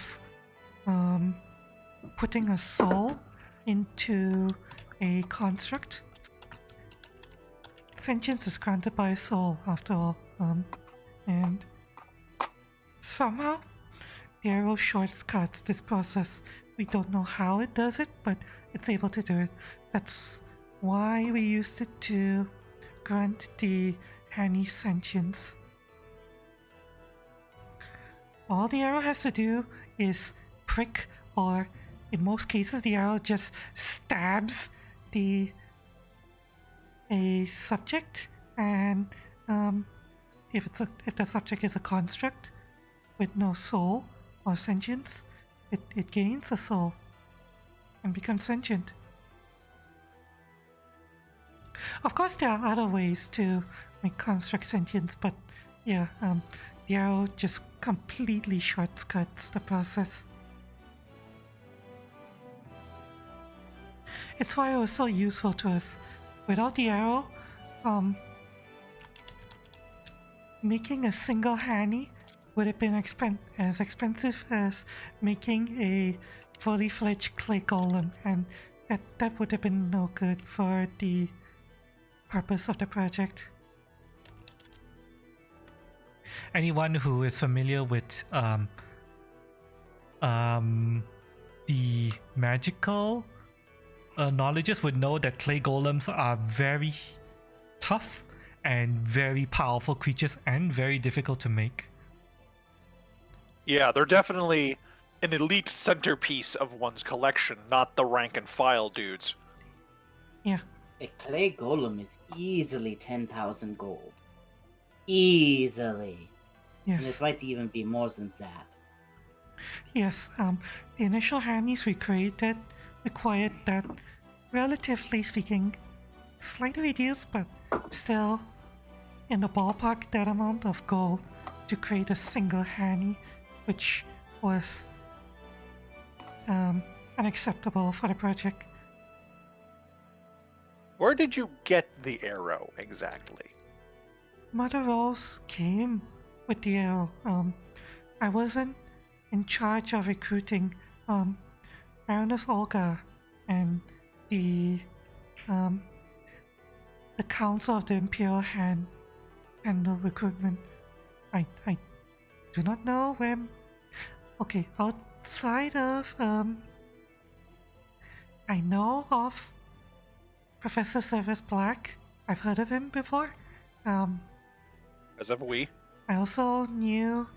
Oh, I've heard of the adventures of. Wait, no, sorry. Wakanda.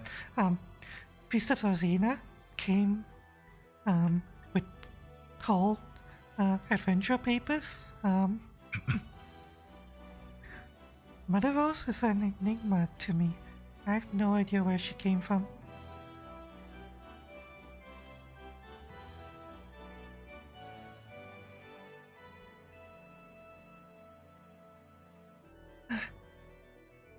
Question for you. Hmm? What does Mother Rose look like? Small, green, balding, white hair.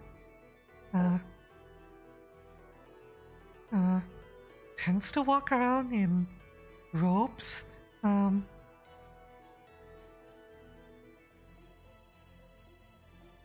Yeah, Well, that very wrinkly dispels face.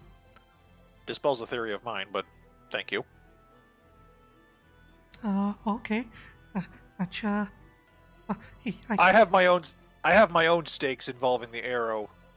Saving the kingdom from the Hanny threat was secondary.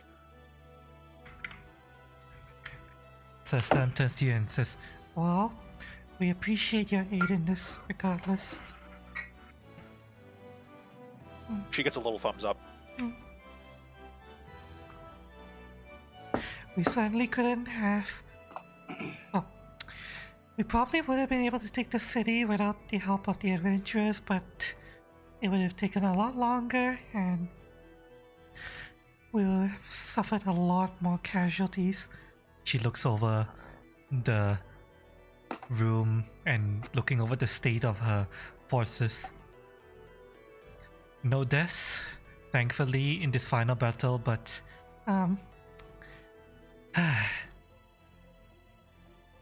this is a hard-fought battle, but the city is ours now. Do you mind if I go talk to someone? Who exactly?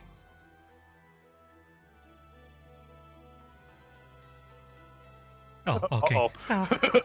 It's gonna be interesting. Okay. You see the Goblin Slayer just crouching on the ground.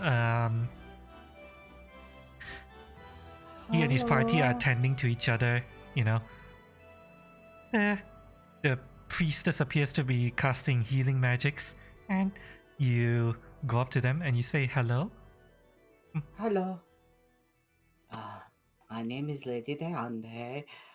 Please don't kill me. Goblin Slayer. He did. He was facing like this way, talking about his party, and you see. Okay, hang on. He was basically like so, facing that way, and you see him very slowly turning his head to look at you. Oh no. Hi. Are you doing okay?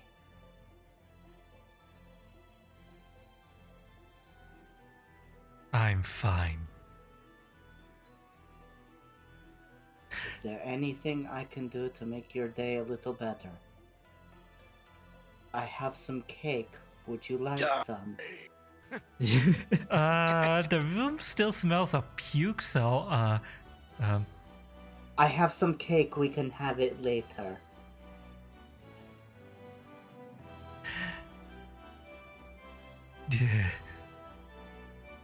Goblin you're Slayer not- starts to say something. I would like it if you disappear. And then one of the fans says, don't mind him. He's just a sourpuss. I've heard of him by reputation. Oh, you've heard of us. I told you we'll be famous. And then they start like elbowing him, and he's kind of like, he's clearly injured in his ribs.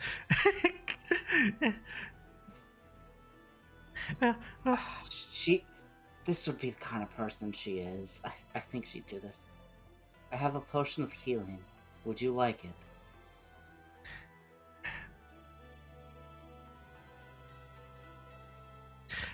Goblin Slayer goes to turn away, and the pieces come up.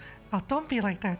Yes, yes, we would like it. If you are you although are you sure you can part with it? I'm already casting healing magic.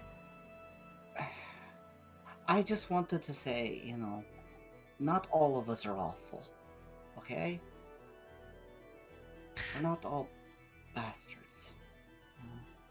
Don't worry. Don't worry, But we know. This one over here comes over and gives you a hearty pat on the back. Probably a little bit too strong for your taste, but oh well. he means well. You get the feeling he means well.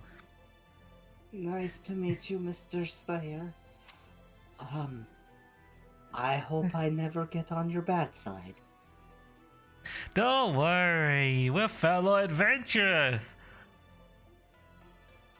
More friends. Don't worry. This is great.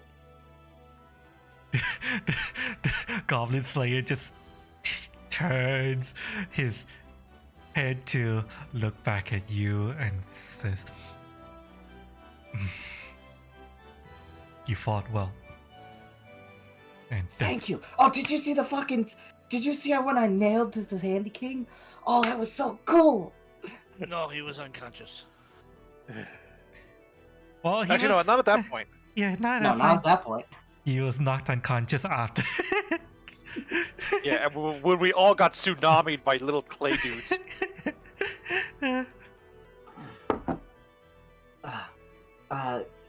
I'll introduce myself. Lady Deante Duvoir. If you need anything, or you need somehow contacts into the kingdom, I can make things happen. The dwarven shaman says, "Contacts? What do you mean by contacts?" I am a judge from the kingdom.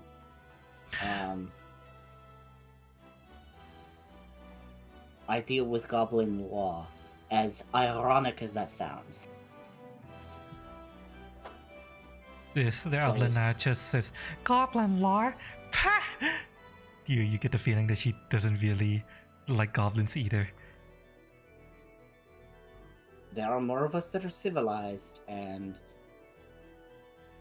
the things that are happening here, we are making the reforms. Not all of us are bastards. But, Don't worry, we know. Pats you on the back again. Pom pom pom.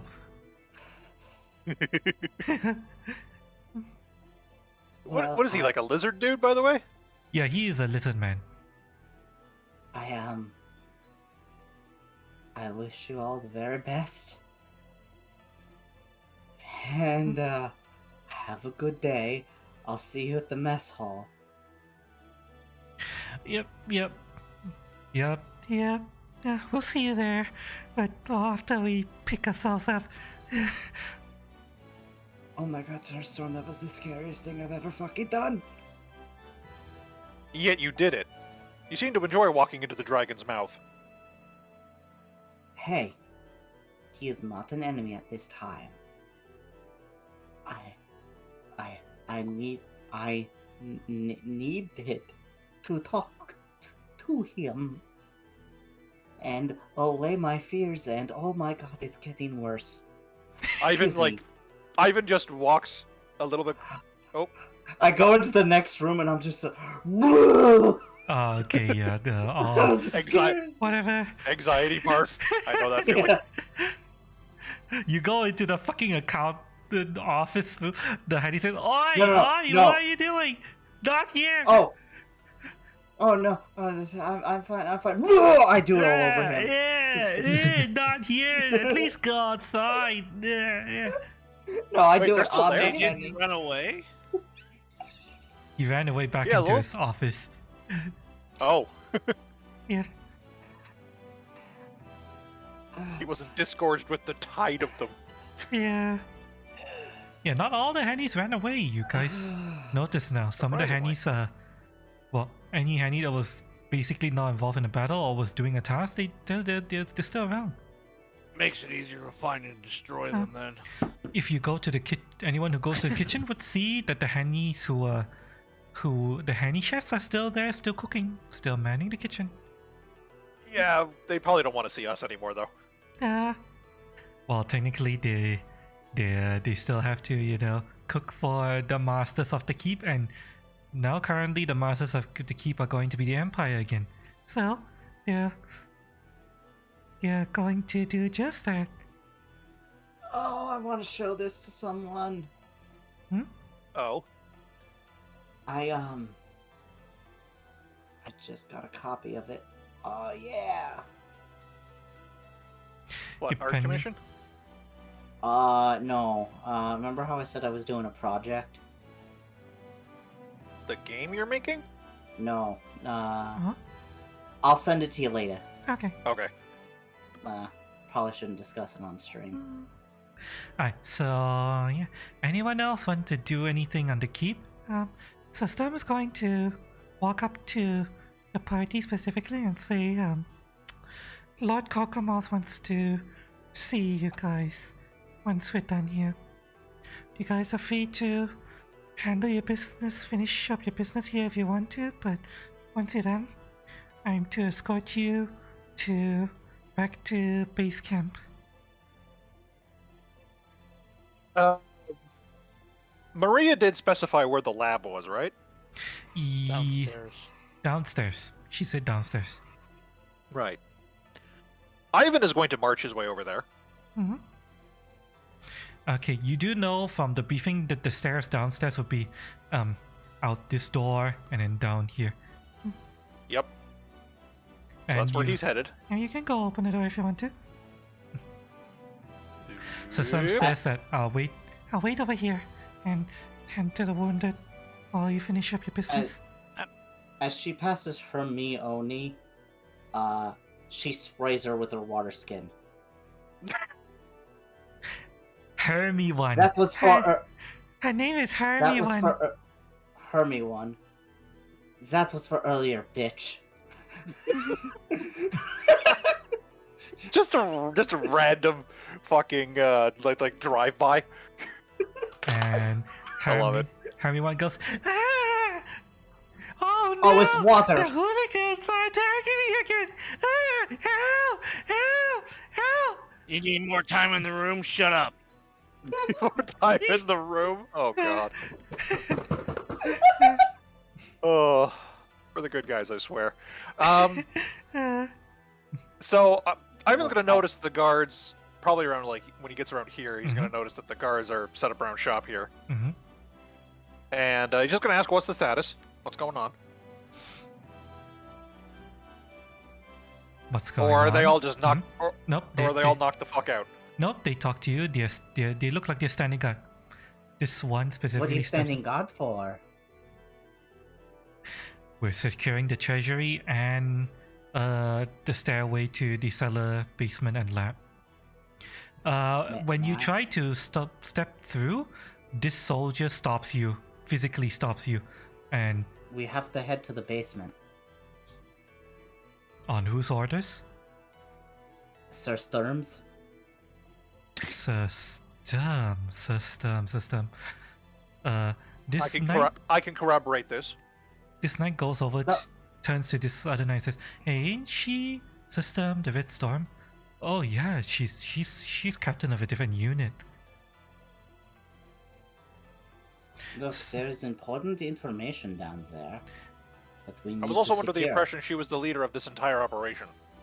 I was following because of the room that they're guarding. I I totally did. smelt something there. The guard. Loot.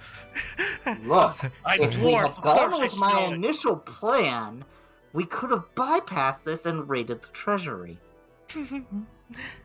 Sorry. But no one wanted to listen to the goblin.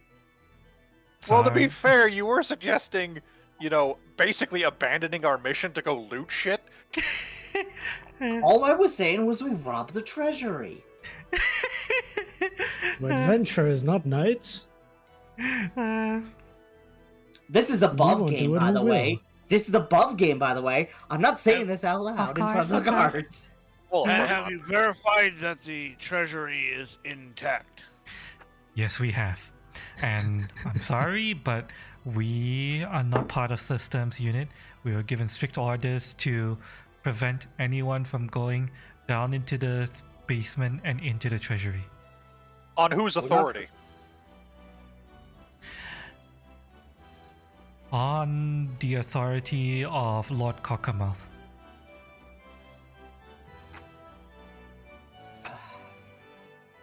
You know what? Let's just go and fucking talk to him then. We'll be back. Yeah, these guys are essentially part of a different unit. They don't answer to system. Like you guys know for a fact that multiple units were involved in this, and apparently these guys were tasked with securing the treasury and the stairway to the basement. How long have you been here at this post by chance? Us? We Can't get in treasury. Damn it. we got here about Just gonna 10, strike- 15 minutes I'm gonna ago. Strike the pie watch with another strike of the sword. And another piece of the pike watcha falls off and it goes bang. You see another gear. I flip Cordrum off. Another gear explode out. We were As here. you We know- got here And it's- about it's- 10, 15 I'll minutes flip ago. off. So, did you happen to catch the near apocalyptic rumblings of the keep? Yes, I'm fairly certain the entire city felt it. Ivan leans forward a little bit, lets the menacing kanji flow, and says, "That was us. Move aside." You're trying to intimidate the knights. A mailed fist Yes. knight, huh? Oh. I don't Ivan know, wants to know what's going Very on down here. Jojo of you. Okay, make an intimidation check. Ugh, that's gonna get re-rolled. Oh shit, I don't have a point. Oh damn. Well, it's still a flat 18. Can Rat Jam, since he is there, roll to make my number better? Like try to get a bonus? You could try to roll. Let's see, roll intimidation or Ratchem to see if he can help you. Okay. Oof. No, he fails to help you. Damn. Apparently they're used to seeing giant Wendigo-shaped rat monsters. Or they answer to a higher authority than you. No, I think not. Run along now, adventurer. I'll be back. You can't live forever. I might. I might. Is Sir Sturm still here? So Sturm is waiting for you guys in the throne room. Waiting to escort you to Lord Cockermouth. Alright, Ivan moves over. Keeps it low key. I mean, the room is. It's kind of hard for anyone to pick up everything in this room anyway, but he keeps it low key and asks, "Do you know why Lord Cockermouth is keeping the lab on tighter lockdown than even your authority?" He's in charge of the operation. Right. Of course, we want to secure any and all research material. My unit Hey, was Nicole, tasked with I taking. totally did not see your Hello Kitty panties when you were knocked unconscious and flipped her out. Totally didn't. Yeah! Oh no! Now nobody's going to want to marry me. I'm damaged goods. Who's saying this? Technically, I was Nicole. already I damaged was- goods, but I was talking to Nicole. Nicole. It is okay. We all love you. And I'm sure Aw. you will be a catch for a wonderful crazy cat man at some point in the future. He will Aww. probably be an actual cat person, but I was about to say, maybe a literal cat man. That is how her story ends. That is how her story ends, and no one can convince me otherwise. That is the official canon now. I We'll love it. see. Hmm. Uh. So just like a robot chicken with Lion-O at a crazy cat lady's house. Oh god. Your name's Mr. Snookums now. Oh god. Mr. So it's not. It's Lion-O, King. Oh god. King I, of Thundera. I didn't see that, but I can already imagine exactly what would happen. pretty much. So Ivan, Yeah. does Ivan? So Storm is gonna say, my unit was tasked with taking the third room. Another night captain's unit was tasked with securing the lab. In fact, he's probably down there right now. Level with me, Sir Sturm. Hmm? Are they going to cover this up by destroying it?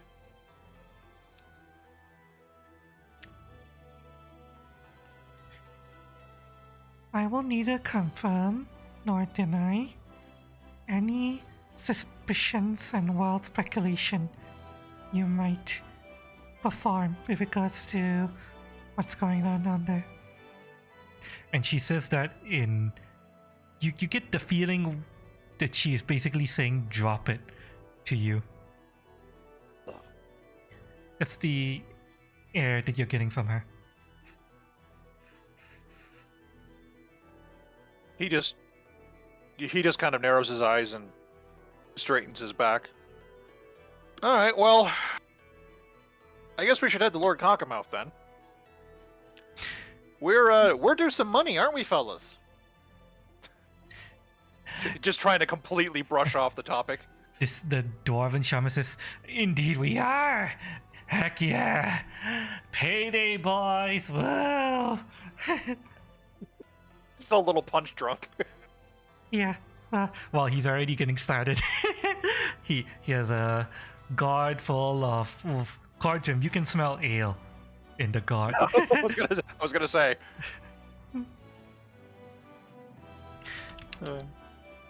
Although, okay, let us take a short 3-minute break before we move off back to Lord Cockermouth. Does anyone want to do anything else in the keep? Anything at all? Not before, but getting paid.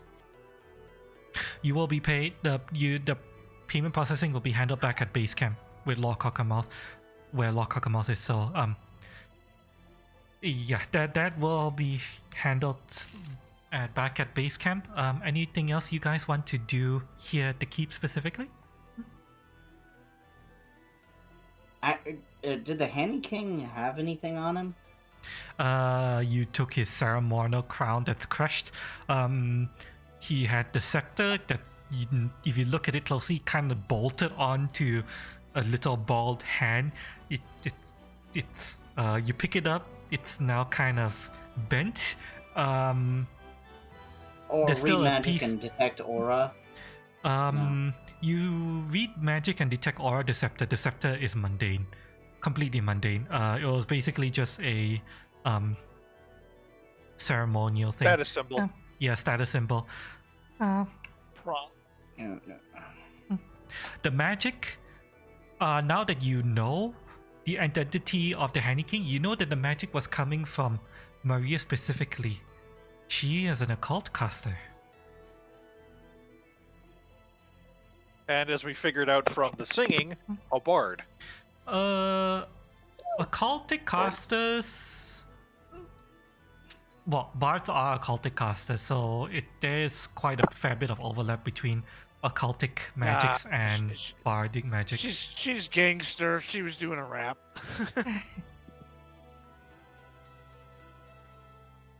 Hi. But yeah. Okay. 3-minute break. Everyone, hope you're enjoying the stream so far. Yeah. BRB. I'm gonna go grab a water. BRB. Well, while we're in here, during break, where can I put this? I might just PM this to most of you privately, because it's not ready for release yet.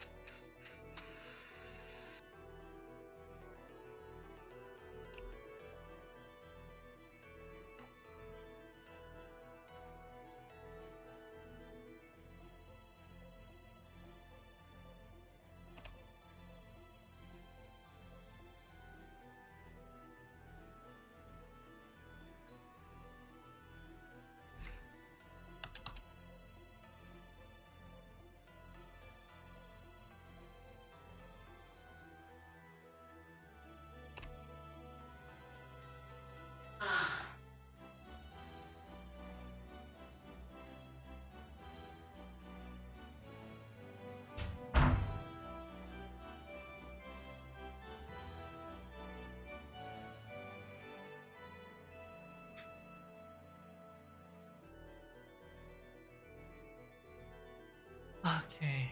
Okay, get back in chess hugs.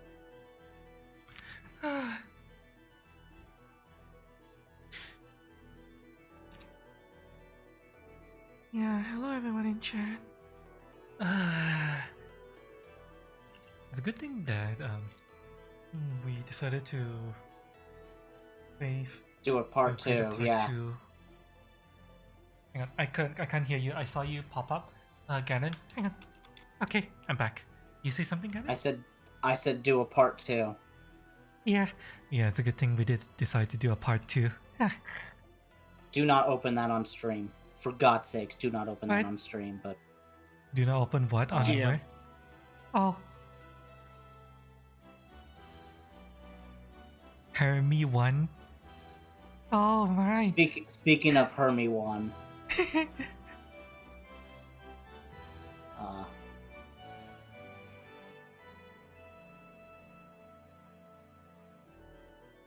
Yes? What about Hermie 1? no, it's in reference to, what I sent you. Yeah, I saw that. Hermie 1 and the Grimoire of Lust. Oh my. I wrote it. Oh. I didn't draw it. I wrote it. I'll check it out later. Yep. Do it now. No, Errol, no. We're not Do going not to do do that. it now. Yes, we're not gonna do that. Don't worry. I return. I has veggie straws. And what is it we're not doing? Streaming what I sent all of you. Mhm. Ah. Cutie will get banned so fast. Mhm. As we know, he doesn't need any help doing that. Don't worry, I know not to open that on stream.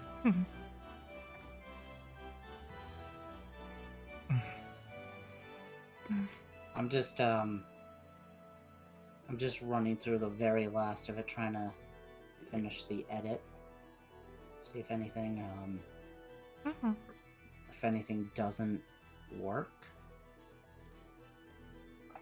Are you guys able to hear my crunching?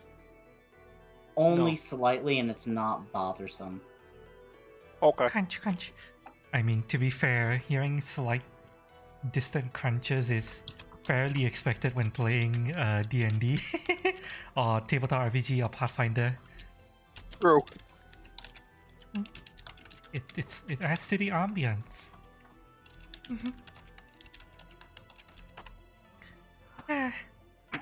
Okay, roll call. Is everyone here? Yep. Yeah. Yes. Indeed. Cass? Not yet. Alright.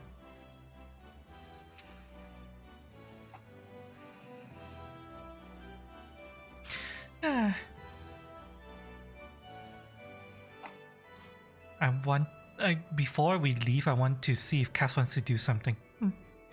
So I'll wait for Cass to come back.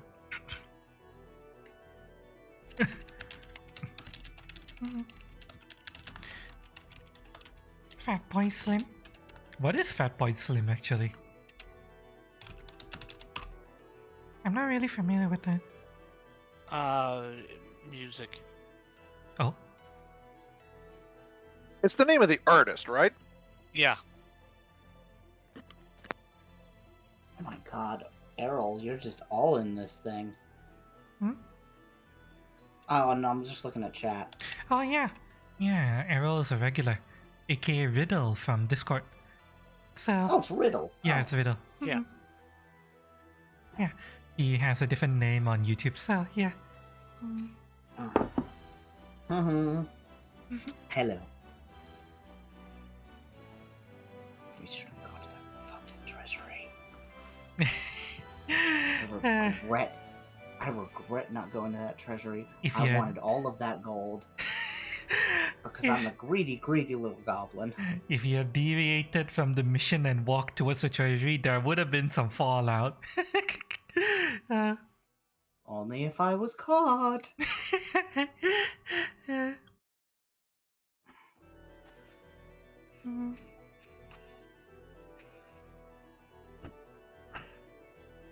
I feel okay looking at the map on YouTube now Yep. because it'll get revealed eventually. Yeah, it's mostly done. I'm kind of wondering what would have happened if we went down into the cellar before we actually fought the Henny King.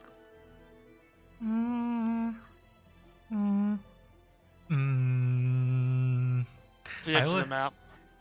Yeah, I would have had to come up with a new map on the fly because I did I did make that section of the keep.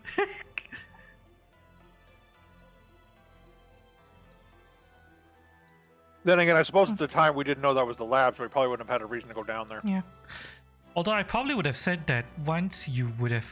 What I probably would have done is, if you guys got here, you would have run into the Demon Slayer party and the knights and soldiers that they were leading, and they would have still tried to prevent your entry anyway.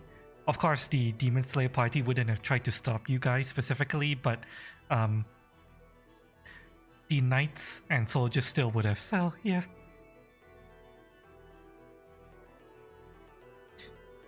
Oh, okay. Cass. I wanted to ask you this specifically before we leave the keep. Last time you mentioned that you all wanted to ponder the curse a lot. Before we leave the keep, do you want to like ponder the curse one last time or anything like that? Looking over the blood stains and stuff. Yeah. Just out of curiosity, while everyone is recovering, you guys are gathering like the weapons from the girls and stuff. Yeah. We can assume that the party spent an hour here recovering and recuperating for the most part, exploring around in the sections of the keep that.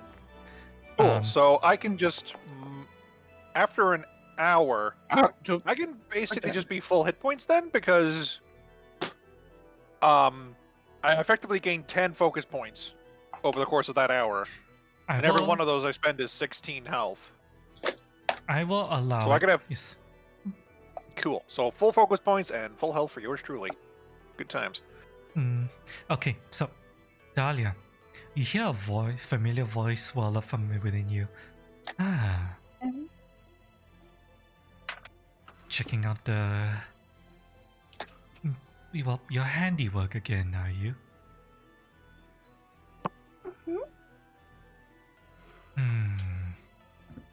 I will allow you to re-roll that course lore check. Just re-roll. No need to spend. I don't have hero points to spend. You do not need it. Just re-roll and keep the new result.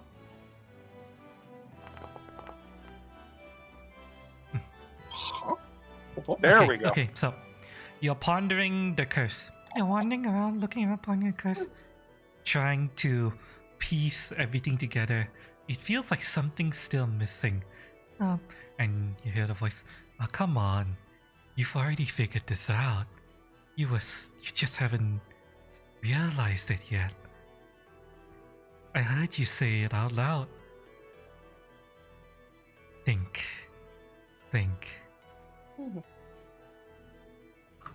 You looked at all your friends. Let's just say that Corjum is here picking up weapons from the girls and stuff. And you look at Corjum and you have detect magic and aura running, and you don't see the shadow that you would expect to see swirling around Corjum that would denote that he is cursed. You know for a fact that any creature that's cursed it's not so much you can see the curse, it's more like there's an aura of darkness or dread swirling around them. You do not detect that from Corjum or anyone else on the party.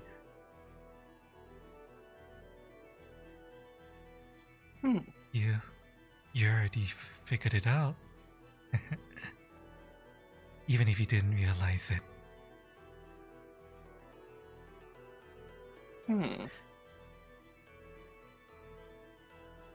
There is some kind of curse at play here. That much is certain.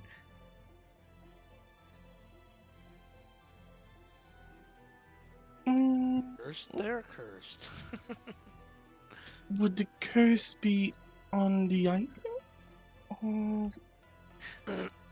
I mean, obviously the children's are cursed, but why is the curse coming to us?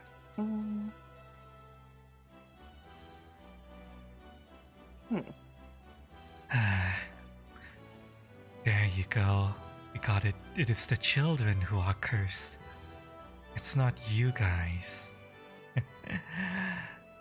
As for how you got involved, my best guess is it's a function of the curse. Even if you and your party are not cursed directly, something is happening to the children, and you guys are caught in the middle of it. So, best course of action is to burn down the village. What remains of it? Do something with the village, or wherever the children are right now. But we're gonna have to find them first. And even if we find them, we will have no idea how to reverse the curse. But I think we are slowly figuring that out. Perhaps our new friends at the Empire could lend us some of the information. Maybe. Do they seem quite clueless themselves?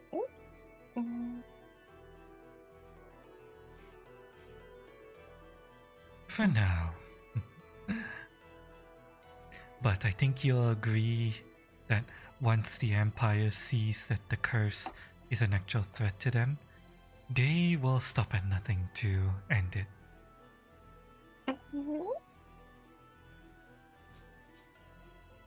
After all, multiple knights have now seen remnants of the curse. Even if they could dismiss it based off of old wives' tale, panicked, paranoid civilians before, it's gonna be hard to dismiss the testimony of the old knights.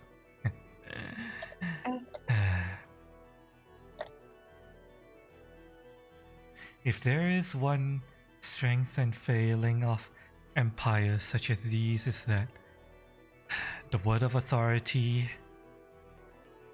has power and strength to it.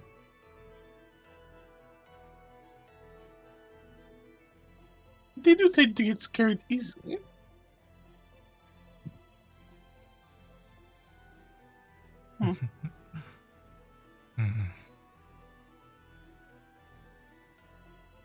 Or perhaps you just haven't seen one of them scared yet.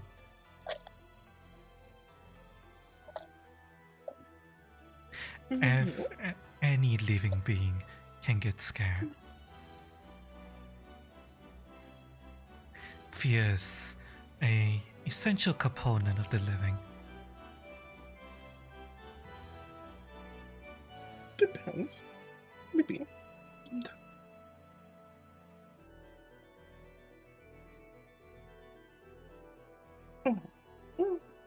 Banana is good.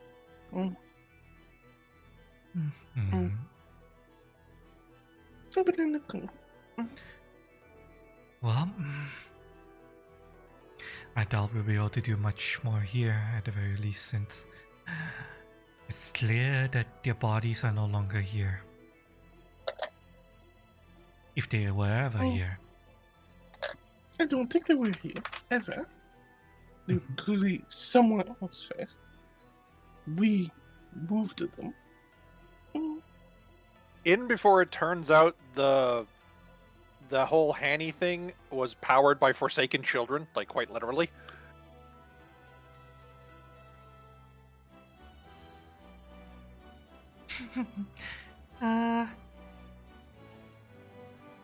You mean these children specifically? The cursed children? Or Curse is supposed to be much older than that. Right, but who's to say the Empire isn't weaponizing it? Then the Empire would be aware of it. I'll be back. If the fact that Sir Sturm wasn't aware of the Hanny research project is any indication, this would be a multiple level thing. The guys on the ground don't need to know what the guys in the lab are doing, right? I agree with Ivan. It seems like the right hand does not know what the left hand is doing. And yeah, for the record, yeah, I'm upset that yeah, we need more information. Also, can I bitch for 1 minute? I absolutely wanted to vomit a swarm on the Hanny King, and I did not get to do that. Ah, it's too bad you use the If it's any consolation, damage I'm type that pretty the sure Hand King everybody. was weak to. I'm pretty sure, as a consolation, I'm pretty sure everyone vomited on the Handy King at least a little bit today. No, but I know. But it was worth it for the crit, so I was like, you know what? Yeah, that was perfect. It wasn't just the crit and the damage weakness to fire that the Hanny King had. Without the weakness, the Hanny King would have been still standing. I had so many more fire spells left. And by so many, I mean one more. Interesting subversion, by the way, of the boss having a weakness all the minions don't. That's interesting. Since, you know, he wasn't actually a Hanny, he was a big plastic suit. Hi. Anyone want to do anything else in the keep? I have moved all of the treasure that you guys would be able to find to the party meal, which included the bomb bazooka, the alchemist fire, a bunch of weapons from the children with runes on them. Even if you guys do not intend to use the weapons, the runes themselves are worth something. You can sell them. Yeah, we're definitely not using the sword chucks because that's just the recipe for disaster waiting to happen. I don't know. What if you really want to use it? I wouldn't stop you. Other than the fact it's a martial weapon. Yeah, I was gonna say definitely not something I could do anyway, but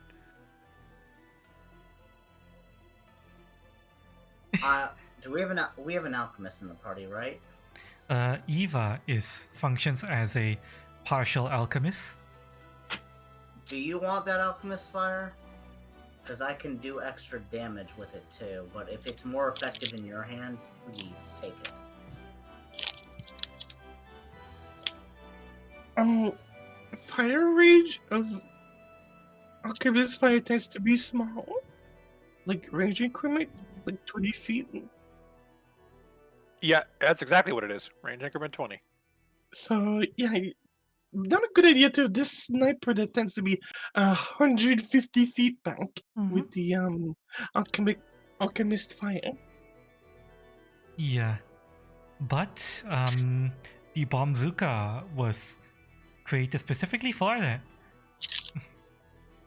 I'm back. Oh, shit.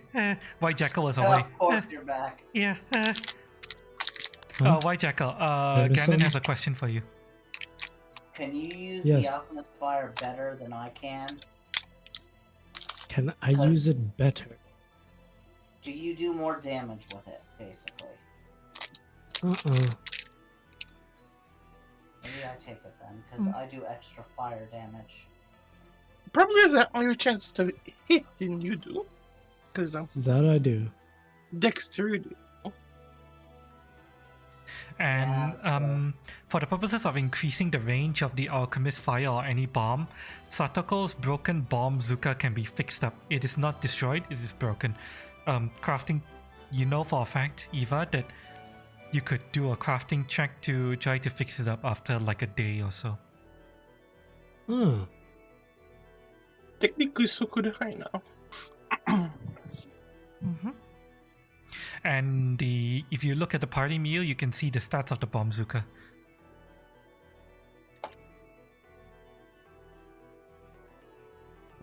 It basically extends throwing bombs to range increments to 60 feet as opposed to 20. At the cost of one interact action to load it. Of course, you can have it loaded already, but yeah. Now here's the important question. Can you rocket jump with it? Only if you have a bomb type thing that would produce force upon exploding. Duly noted.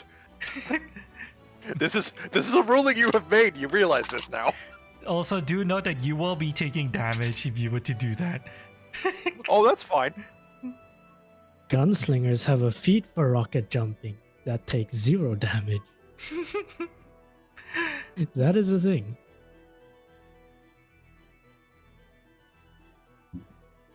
But, alright. Yeah, anything else you guys want to do? We've collected weapons. Cass has checked out the curse. There's... I mean, I kind of want to do other things, but that for collecting these weapons, but that's later. Collecting the weapons? Yeah, no. I can't use many of them, but I can transfer stuff. But that's later. Well, yeah, the stuff that's worth anything to you guys, I already put into the party meal. If you're looking for anything else specific, then just let me know. But yeah. Okay. So let us swap maps and music. Let me see here. I'm going to swap to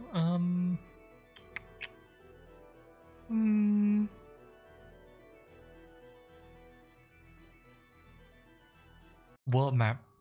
Final Fantasy Tactics. Just as an world map. idle, just as an idle side note, Ivan is going to briefly return to what was once the rape room and acquire a leg of beast that the Hannies have been preparing and whatnot.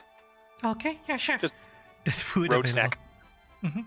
Anyone wants to grab a bite to eat or a mug of ale on the way back to start celebrations? You can find it in the grand hall or the kitchen.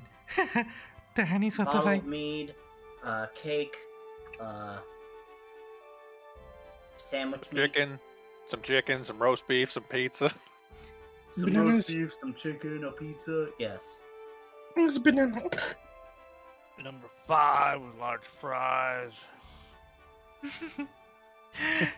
Alright, so as you guys leave the keep and you guys exit out the front door, I'm just going to describe this. You see, this is the first time you've peered outside of the keep following the tsunami of Hannies that exploded out of the keep. You see the city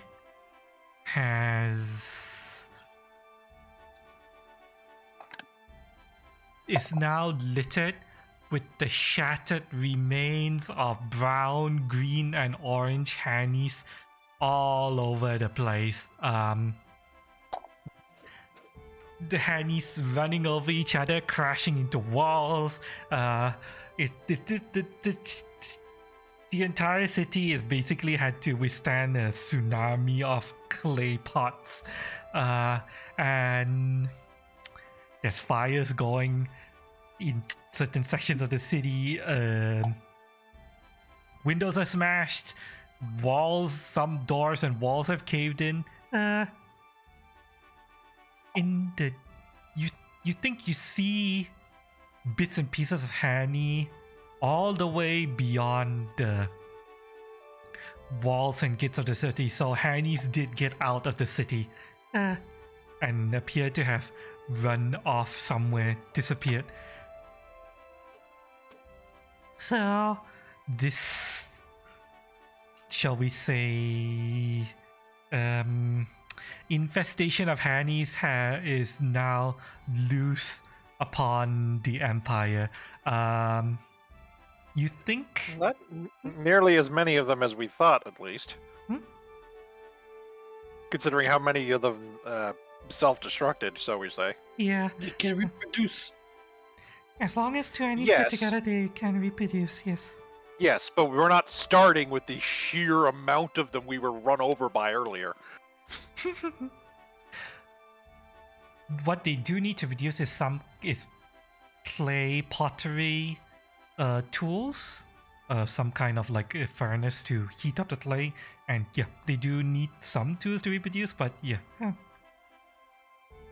I fully Okay. expect the pottery industry is going to be under tight regulation for a while. You think in the distance you can see some knights on horseback. You think maybe they're trying to chase down some Hannies, but you're not sure, they're way off in the distance. And let us... What the hell was that sound? Can you Sounded like a fucking clipper. hear that? Early Yeah. warning Yeah. system by the sound of it.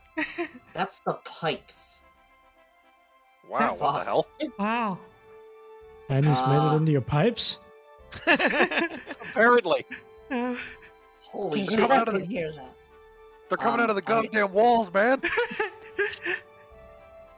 I'll need to look Okay, into that. Cannon? Alright. There was definitely at least one soldier who said that. Yeah. No, of They're course. coming out of the goddamn walls, They're man! coming out of the walls. Alright. So let me move back to this is Lordwall map. As you guys trek over the grasslands, heading back towards the base camp. And at any point you take a look back at the city, you would notice some stark differences. Let me configure and let me load this image. What you still recall what the city looked like when you first entered this city walls and started this vision. Now it looks like this. Oh. You guys are able to recall clearly that the forest area that you guys made your way through starting out has clearly expanded to envelop parts of what was previously Professor Severus Black's territory. You can see over here that, well, for most of you guys will remember some overgrown sections here, but it appears that it's been burnt out by the Church of Yomidai, physically burnt out. based on the scorch marks and the blackened state of some of the buildings and tree remnants, you think they literally set fire to that area. But By the that's- looks of it, taking out one faction has only left one other faction to grow. Yeah, unfortunately, Professor Severus Black, most of the security for his territory came from the Hannies, and since you guys took out the Hannies, his security basically disappeared, and the forest has been growing in the meantime since then. But the combined efforts of the adventuring party and the Church of Iomidai and the Imperial forces attacking through this section right here, because another party went through this section, they were able to burn out the forest that was previously here. So now there's only this one section remaining that appears to be growing ever larger, but Sister mentions that we hope that we'll be able to turn our attention to that growing problem now that the keep is ours. She says as you guys trudge back up across the plains, heading back to the base camp that is right where you left it, situated at bordering the edge of the plains and the forest. You could always catapult firebombs from the keep. We could, but we would rather not burn down the city to try to save it. She kind of winces at what the Church of Yosemite has done to this section of the city. While effective, we would hopefully try to avoid setting fire to the city, if possible. And not to mention the fact that there are Empire citizens turned into trees. That is another area of concern. I mean, But at least we do have some news with regards to that. Well, I will let Lord Cockermouth explain. is there a bounty on this bitch? Oh, please tell me there's a bounty. Lord Cockermouth will have the details. I'm not in charge of organizing the next stage of the campaign to retake the city. And technically, Hooray. your contract is completed as of the retaking of the keep. Although there may be more work for you. We won't say no There's to. always more work. I'll let you discuss this with Lord Cockermouth. Alright, you guys walk back to, after an extended walk of about an hour, you guys finally make it across the plain, the wide open grassy plains, and reach the fort that serves as the base camp for this entire operation. Music is switching to Final Fantasy Tactics Sharp theme. The camp is abuzz with soldiers and some adventurers who have returned ahead of you, excitedly talking about the success of the mission overall so far. Word has evidently spread that the keep has been retaken.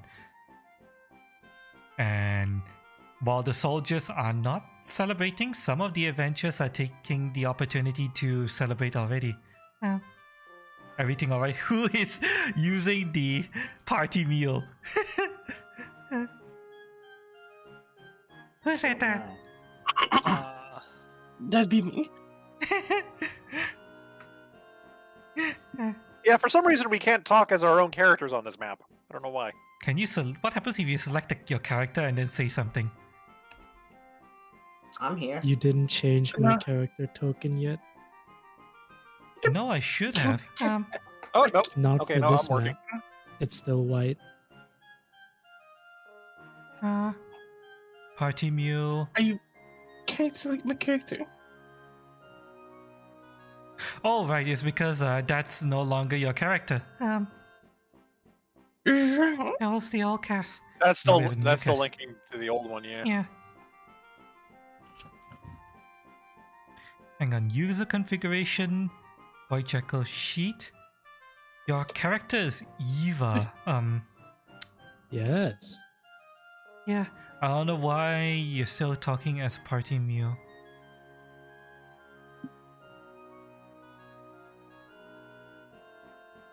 No, you have to change my token.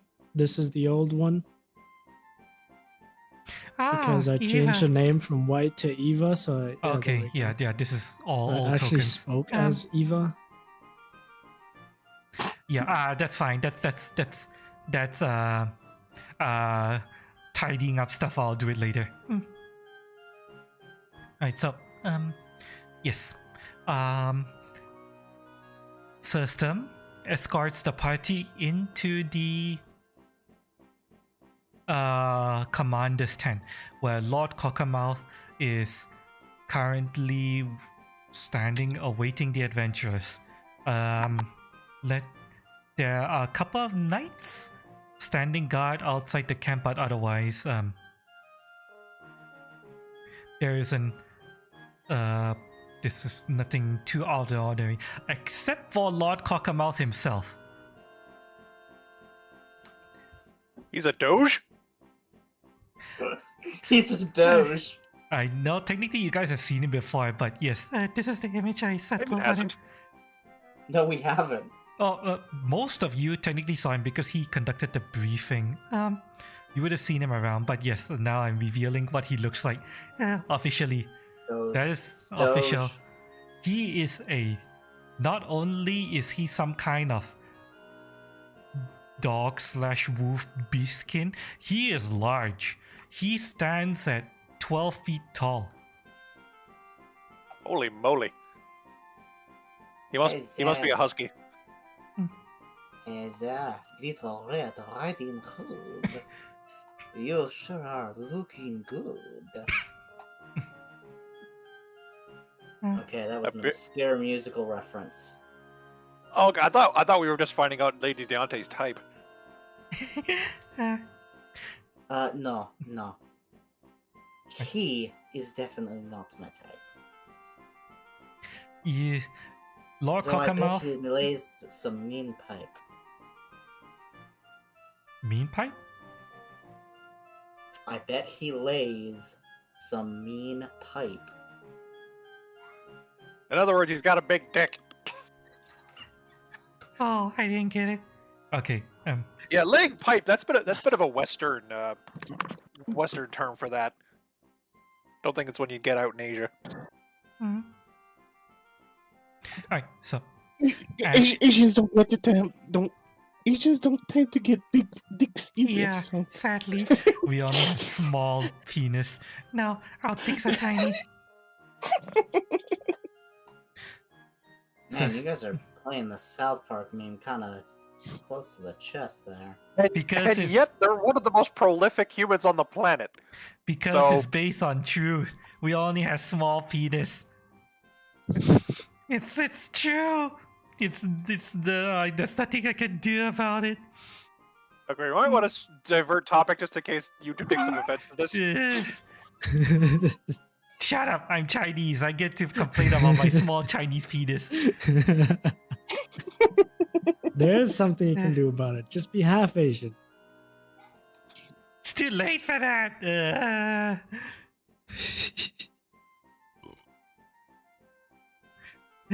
Okay. So yeah, back to the game. Okay, so system.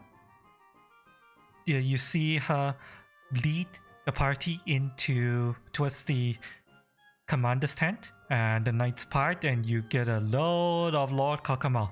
Lord Cockermouth stands tall, and you get an aura of proud authority when you look at him. He is clad in the male Fist Knight's signature colors of red, but except instead of white armor, he is wearing gold armor, gold-plated armor. He looks rather opulent, as befitting of his title of Lord. And he looks up to the party and says, "Ah, gentlemen, welcome, welcome. Please come in, come in." And the entire party is welcomed into the tent. There's more than enough room for everyone. Sir Sturm stands back. Welcome. Not welcome. Thank you. Sorry. Welcome to my new tent. Goblin instincts kicked in there. Mine. For real. No. But by the way, she is still wearing the crown. The really crushed crown. It does not matter. It's hers now. Oh god. I will get it repaired, but whatever. Hang on, let me. Get it. There we go. So we have several things we wish to discuss. Besides, the usual, there are other elements of the Right, city of course. that we wish to take back. All right, beef. Of course, Also, of course. we But wish before, to discuss our rewards too. yes, of course, your rewards. Lord Kokomas gestures to one of the knights standing guard in the tent, and the knight steps out of the tent. As promised, your reward is of 75 gold per person is going to be paid out right now. The knight comes back, and everyone in the party, you guys can add 75 gold into your inventories. The knight comes over and hands each and every one of you a pouch worth with 75 gold worth. Including the sprite. The pouch is probably larger than you. Definitely. Yeah, given a pouch of 75 gold. Ivan definitely has a bit of starstruck going on right now, because he's probably he's seen this much money before in his life, but he's never owned this much money before in his life. Oh yeah, this is because for the longest time of his life he didn't even own anything. He was owned. So to have this much wealth all of a sudden is kind of put him in a shell shock just a little bit. Yep, this is a lot of money. The adventurers return with the spoils of battle and war. Oh, I wish I could join you guys, but my place was here, planning the whole thing out. Oh, you should have been there. It was interesting. Till someone ruined my watcha. I did receive reports about that. Lord Cockermouth glances down at the desk and raises an eyebrow at you guys. A watcha that fires pies. What won't they think of next? You'd thank the Hannies for that one. That was their idea. We just commandeered it. It was wonderful till someone destroyed it. Dick. Completely destroyed. Still very bitter about that. Yeah, it was really, really nice. And it was fun. That is a shame. And she giving the worst eye to someone. That is a shame. If alright with you, we would have liked to have turned it over to the engineering corps to see if they could figure out the inner workings of it. If you do not mind handing the remains over to us, we would still like to turn it over to engineering core. Of course, since your party found it, it technically belongs to you. We would pay we would pay you for turning it over to us. Could we possibly get a new prototype?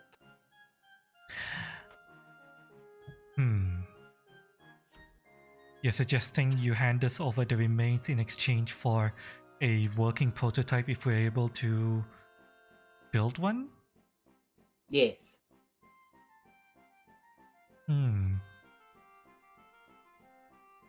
We also have tactical information that might sweeten the deal. And don't goblin bluff. I'm not goblin bluffing. We do have tactical information. You see Lord Kankama pondering the offer. A deal? I suppose a deal? If you're worried about our intent to, like, retake over a city, what the fuck are we going to do with one of those? When you're going to have many. Well, any person with a device like that could certainly cause havoc, but based on the reports I've read, it took quite a lot to even arm that thing. So, Alright. Well, it is a deal then.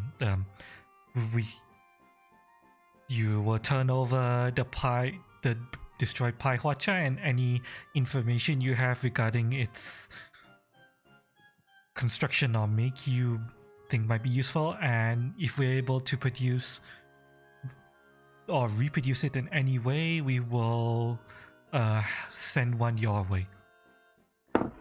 If we're able to track you down, of course.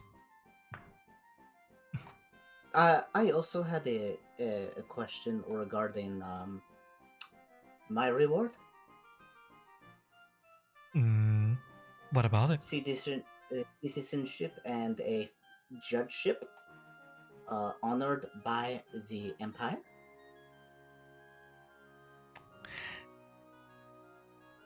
That was not a reward of this listed as part of this mission. However, that is most definitely things I discussed with you, though. However, your names and your achievements have been noted, and reports have been sent back to the capital.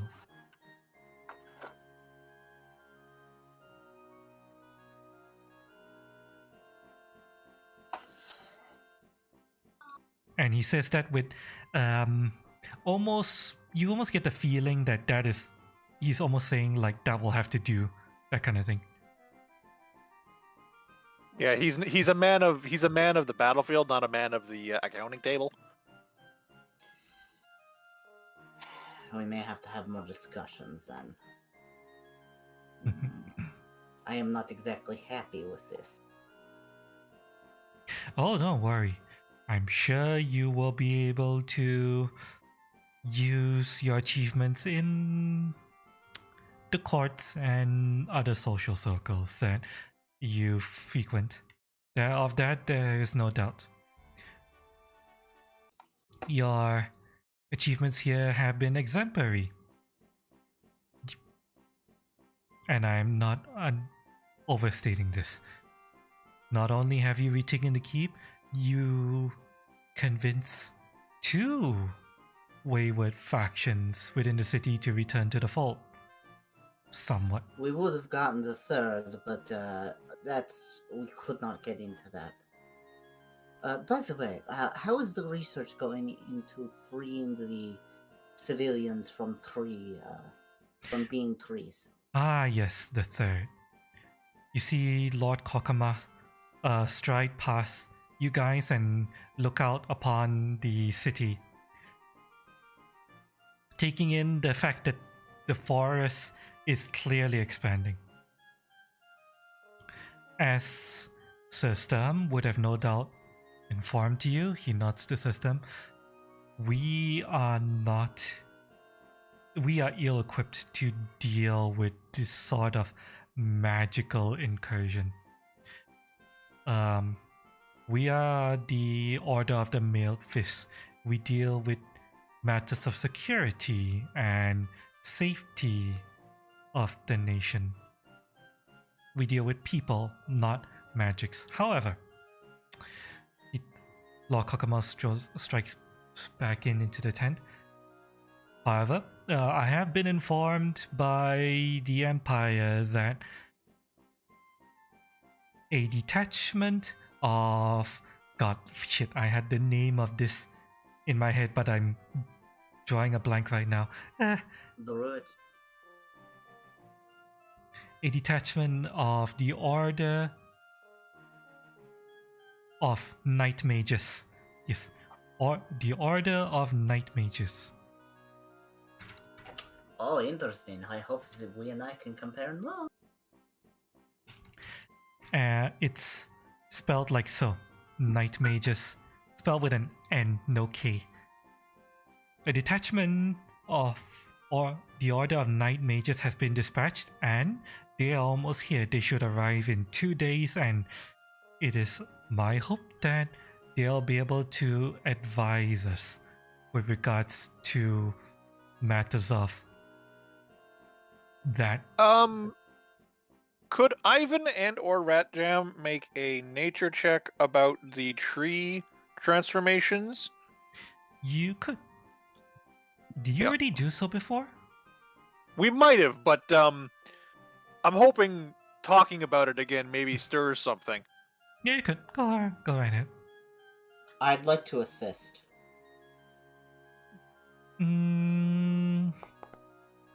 I will allow you to assist with your Arcana, but it's gonna be quite difficult. I have nature. Oh wait, you do have nature? Okay, go ahead.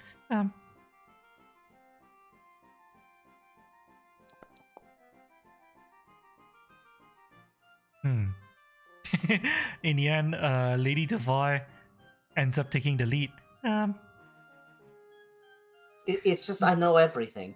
Yeah, well, it's fine. You guys Except are for bouncing medicine. ideas off of each other to do this. Let's see, what would you be able to glean from your shared knowledge? You know that... It's got to be some sort of polymorphism. Which could possibly be reversed with the divine magics or natural magics, I assume. That would be correct. You know that the basis of the spell is a plant growth ritual, although it's clearly been modified. And you... But the fact that you mentioned polymorphism, you think, maybe whoever this mommy nature is using a modified plant growth ritual combined with polymorphism to use a person's body or perhaps their own very life force as to power the growth that is the plant growth that is happening. So what But you're they would have saying to is that include some kind of necromancy magic.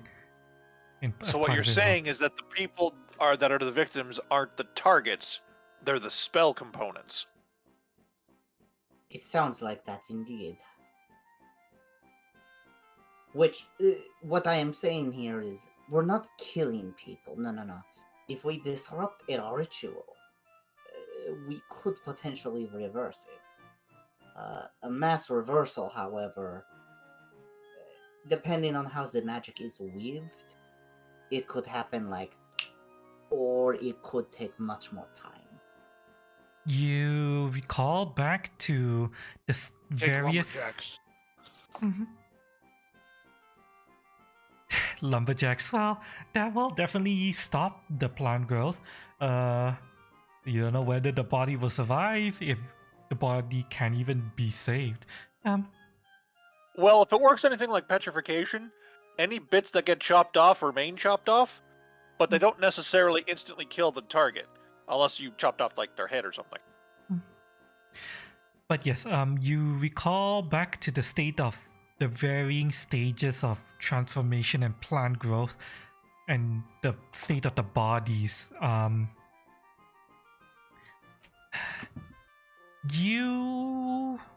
When it comes to the topic of whether you can reverse people who have been turned so much into trees that you don't even see a body anymore, you don't know. You have no idea. This is all hypothetical guesswork, however.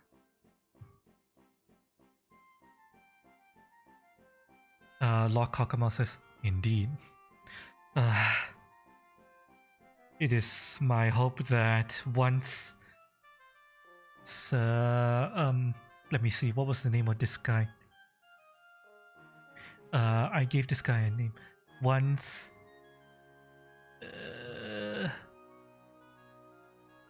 Wait, damn it. Why wasn't the name changed? I could have sworn I changed the name. Oh, I changed the name here. Okay. Once Sir Kinoshita arrives with his squad of night mages, they can hopefully deduce what's going on with the plant growth and whether it's reversible. And okay,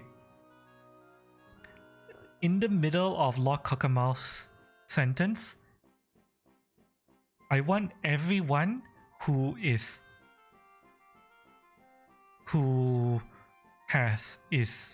magic, has training in magic, to make a will save. Anyone who does not have any training in magic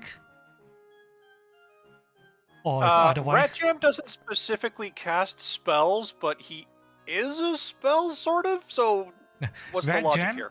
Ratjam would be affected by whatever affects you in this case. So everyone who is magically oriented, make a will save. Anyone who's not magically oriented, make a fort save. I'm wondering though, do I need to roll both of us? No, only you. Okay. As the primary host, as the primary driver of Ratjam, you would be the one driving this. Does my constructed bonus apply to this at all? What does your constructed bonus give you? It applies a +1 versus diseases, poisons, death effects, paralysis, drain, or sick.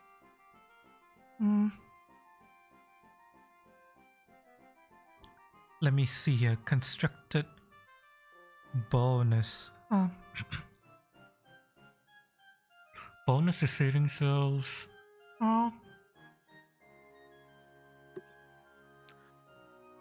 I would say... I almost don't want it to apply, because then it means some very dangerous things aren't happening to us right now. I would say... No, your constructed puppet doesn't apply to this. Okay.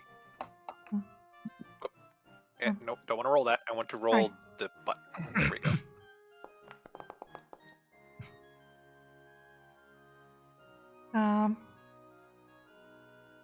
Alright, has everyone rolled will and fortitude? Okay. Dahlia, what are you trying to do? Warning sign would trigger on my will save against magic. Okay, yes. The warding sign would trigger for this. Alrighty then. Now, is it a curse or not? Because it would make it a +3 instead of +2. It is a +2, but it doesn't matter for the purposes of this. It is not a curse. Yeah, okay, so Lord Kokomo is in the middle of saying something when everyone who's magically oriented, you suddenly feel a wave of magic washing over you. It is oppressive and it almost feels like it's crushing you. Let me see here. Lady Duvar, you are able to stand remain standing but barely. Dahlia, you see your warding shield appear and shatter as you're thrown down off of Corjum onto the ground. Let me see. Ivan, you go down onto the ground. Oh, wait. This is magical, right? This is magical, but yeah, I'm describing the magical effect first. This is what the people who are magically inclined feel. A quarter of a second later, a low rumbling boom is heard and washes over everyone. Why are you making another save? Because the first one, I have the little thing. If you don't want to count it, that's fine. Circumstance bonus for magical stuff that is affecting my saving throws that I didn't add onto the previous one. Oh, okay. It was a condition.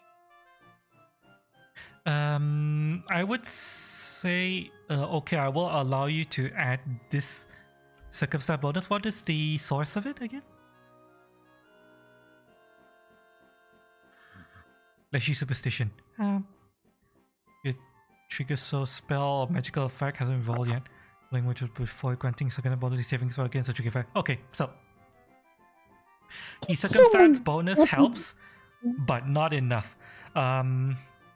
Eva, the force of the thunder pushes you down to the ground. It's almost like air pressure, pure air pressure knocking you over. Corjum, you crit save. You stand tall, but you do feel the wave washing over you. Something has happened. Even Lord Cockermouth, standing in front of all of you, stumbles backward a little bit. Since I rolled a crit, Mhm. can I do an athletics check to catch Dahlia before she falls down? I will allow that. Off. Make an athletics check. Boop, boop. Someone tap. You caught it. You caught her. Okay, yeah, you caught her. So Sturm, the knights, everyone is except Corjum because of the crit save is feeling like they got the wind knocked out of them. The rolling thunder. Under the oppression of a mountain above you, this is nothing. The rolling thunder dissipates, keeps traveling and dissipates over the hills, and Lord Cockermouth runs past you guys out of the tent, and as you turn, looking in the direction that this wave came from, which is the city, you see something that makes your hair stand on end. Let me... Oh no, I got a lot of hair on my head. Yeah. You see something has happened.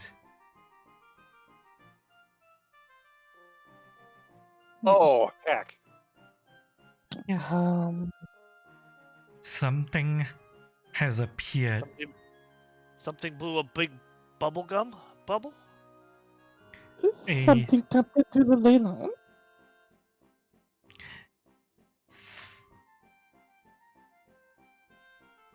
We don't know of any ley lines around here. At least nothing that could cause this. The Lord Cockermouth turns back to the knights and says, send a message out right now. Wherever Sir Kinoshita is, tell them to get here on the double. They need to be here as soon as possible. The knight salutes and the knight runs off, evidently to get a mage who has a sending spell. It could send a message. And I would send the message myself, but I don't have anything prepared. and with that, the You mean season 1 officially fades to black on this note. No. Oh, I cannot wait to beat up this nature lady. Yeah. Okay, so yeah. Season 1 has officially drawn to a close, although if you guys want to keep talking, I will allow you to do investigations, minor brainstorming, whatever you want to. Could I roll occultism and arcana? For you, Cass, I will allow occultism to figure Which would you allow for me? what's going on here. Okay, well. Oh, wow. Wow. Do I really need to roll? I mean, I want to, but do I need to? You can roll as well if you want to. Whichever is highest, I will allow whichever skill check. They're the same. Highest. Since this bubble has appeared over the nature, the forested area, roll nature. Okay. Okay. Anyone else wants to roll? You guys can roll, but okay. So. Okay.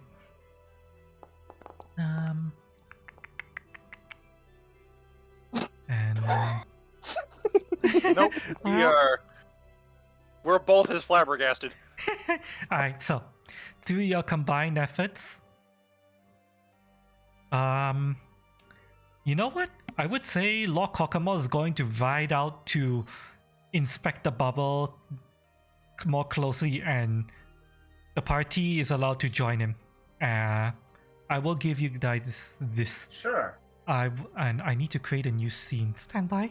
I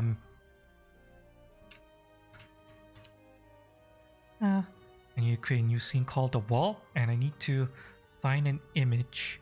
Stand by. Let me.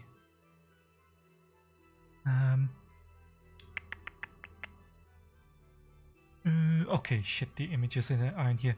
Where did I store the images? Unless I didn't save it.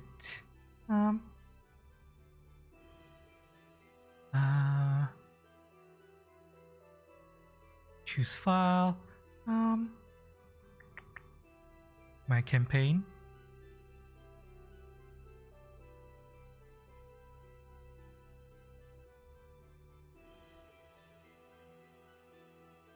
You change the ally. Okay. Bubble, but can go under the bubble. Okay, actually, you know what? This isn't going to be called the wall. It's going to be called the threshold. There we go. Is threshold spelled with 2 H's or 1 H? 1 H. I don't think there's any word that's spelled with 2 H's in English. Not back to back anyway. All right. I will activate the scene and move 1 you H. guys here. 1 H. Okay. Let me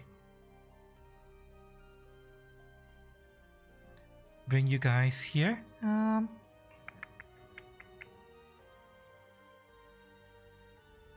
And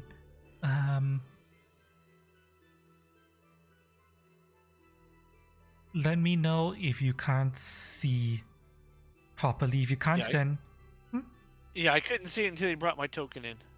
Yep, I'm I bringing can you guys see, in but one by one. Oh, there I am. Yeah. I can see and I've downloaded in. Okay, hang on. Let me configure this. I don't want to use lighting of fog exploration. Okay, you guys see everything? Yes, you can. Okay, yeah. This is what it looks like when you approach the threshold of the bubble. I touched the bubble. You touch the bubble course. and it is you see ripples. You immediately disintegrate. no, it's not that. This will do it. Turn You into a tree. see ripples. Tiny ripples rippling out of points where you touch the bubble, almost like it's the surface of water, but it's on its side, of course. Can my You hand go through? you try to push your hand through, and yes, your hand is able to go through. You you guys, as you guys ponder the threshold and you discuss out loud about the nature of what you're seeing, Dahlia is able to figure out that this looks like someone has tried to create a demi-plane. What? Let me play.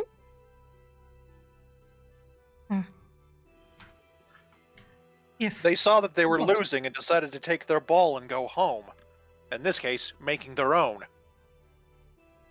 A create demi-plane. You know what? I can't cast it, so I'm just going to... That is some serious high-level magic. hang on, let me... How can I show this to you guys? Should be able to link it if it's a thing in the compendium. Uh-huh. I'm trying to figure out how to link it.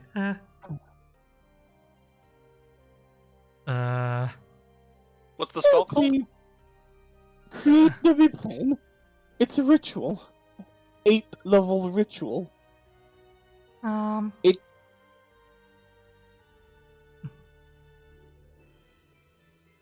It is cast over 9 days, requires expenditure of precious materials up to 800 gold pieces, and requires 3 casters.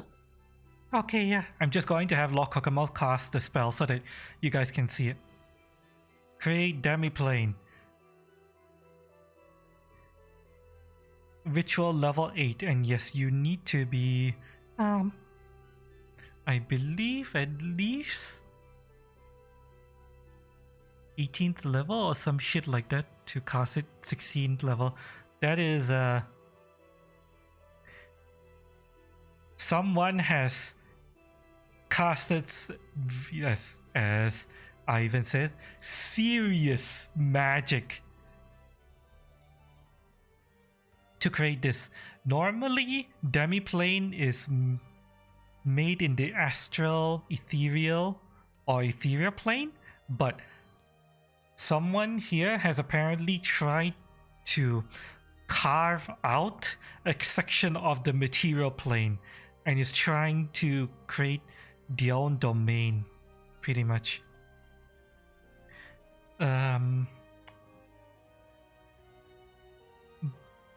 By running read aura and detect magic on the threshold, I will give this to Dahlia because you got a crit.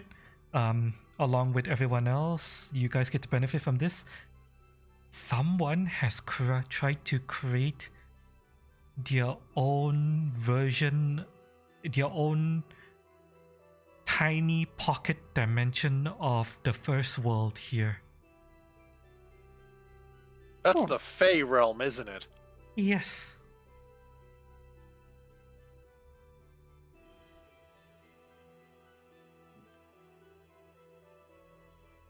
Extremely high level magic, and yes, the first world is the Fey realm, and someone is trying to create their own pocket dimension by carving out a piece of a material plane. You gather that Mommy Nature probably has something to do with this, but how someone would be able to cast this level of magic, you have no idea. At the risk of sounding a bit like a broken record, she does have the golden arrow. If the arrow is capable of giving an inanimate poppet sapience and life, is capable of creating the nonsense that was the Hannies, I think it's safe to say, given an already powerful spellcaster indulging in it, well, he just kind of points at the wall, Exhibit A. I need it. Lord Cockermouth is going to step forward and regard the threshold, and you can see him visibly. He looks very concerned. If you're worried about testing it, I can always test it with my face. I would advise against it. We do not know what's going on here. If this is a gateway to some kind of demi-plane of the first world, nobody is going to go in there without being prepared. I didn't Now- say go in. I said stick my face in. Ivan just kind of like sidles up to Lord Cockermouth and just replies, she really likes sticking her head in the dragon's mouth. Hey. So I've heard. He simply It's worked says, so far.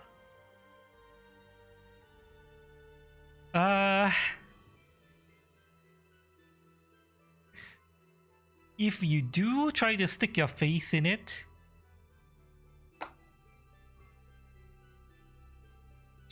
I won't stop you, but do you want to?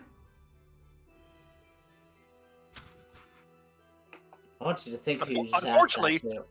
Unfortunately, you put your face in a section where there is a wall behind it. Punk. Sticker bush. Looks. Face in. Must see. I must know. You must know. Okay. When you look in, make a will save. Uh-oh.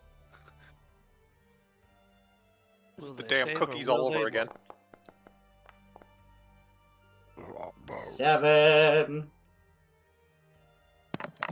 I swear.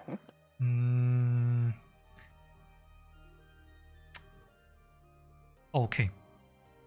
You see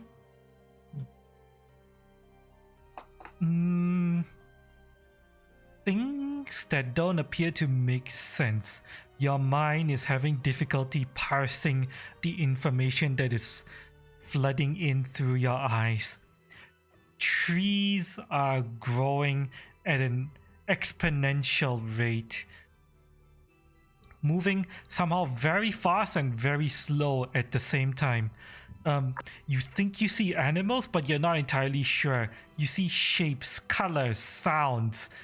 Even the light of the sun that is piercing through the forest canopy appears distorted, and there's something clearly wrong with it. You take 20 mental damage. Oh, I'm knocked out. I get shot out. Yeah. Lady Dianti Tivar essentially just peers in and gets thrown backwards. I had this whole funny bit I was gonna do, but nope, I took damage. Never mind. You just had to chew 5 gum, didn't you?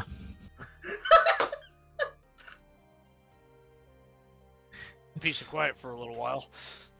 Fuck you.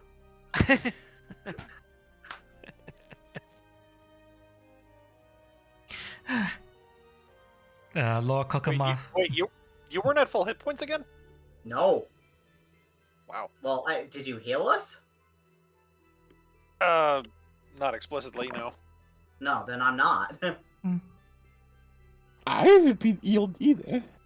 The party is still slightly bruised and battered from the boss battle, but Lady Dianti Tivar is lying on the ground unconscious, having stuck her head into God knows what. I'm And definitely going to be giving her first aid just in case. Mhm. I suggest a Viking funeral. They would enjoy the fire, wouldn't they? Yes. What do I click to make this actually happen? Stabilize. Stabilize. Attempt a medicine check. Yep. Well, I took non-lethal damage, so that they'd be Yes. going to the unconscious state instead of dying at going to It is zero. mental damage. Mental damage can be lethal. Causes brain No. hemorrhaging. part of the damage done before was non-lethal, so they still have non-lethal damage upon them. That is true. You're right. But in any Well- case, Just like me, I've got like 35 non-lethal damage on me.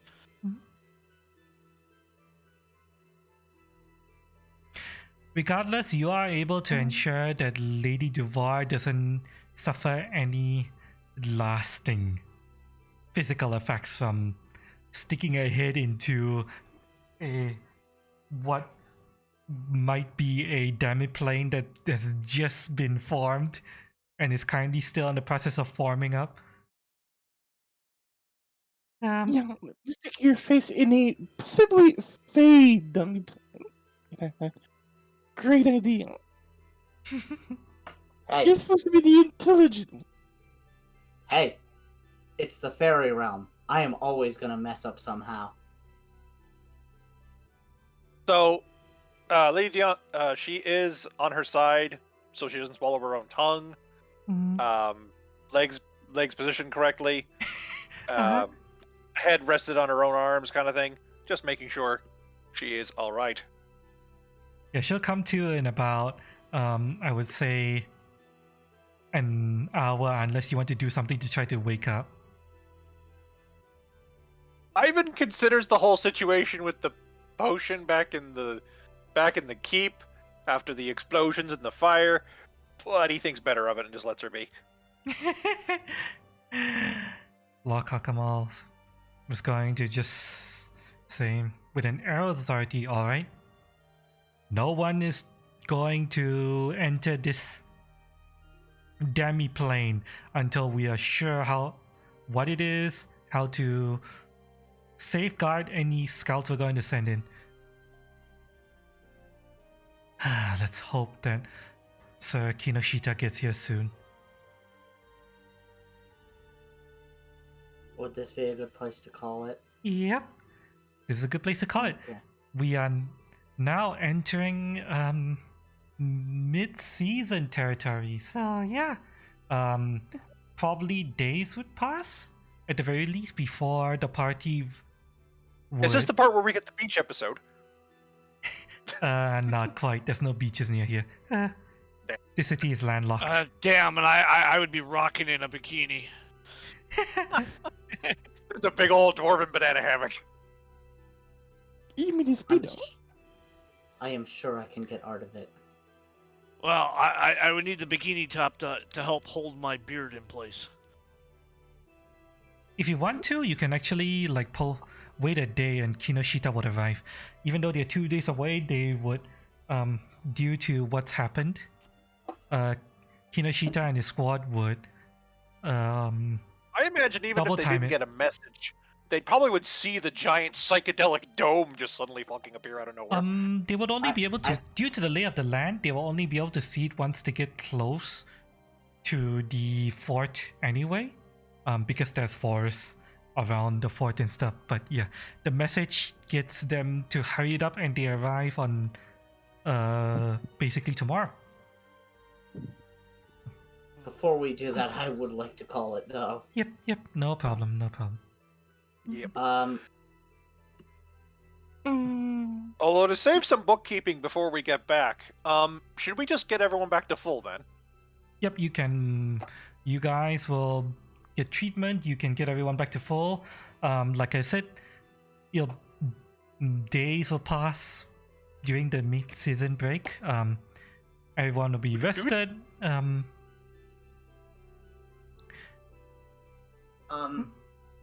Next week, what do we want to do?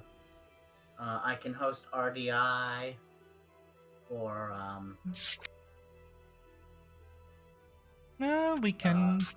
We can discuss it off stream. We'll figure it out. Yeah. We'll see if Lucky wants to run or Mitchell also wants to run, or yeah, we'll see what we can do. We'll talk about it off stream. Let's see. Go ahead. I'll just let you guys know about this. Since this is past already. Lord Cockermouth, I was caught between using this image and another image for him. Let me see if I can bring it up.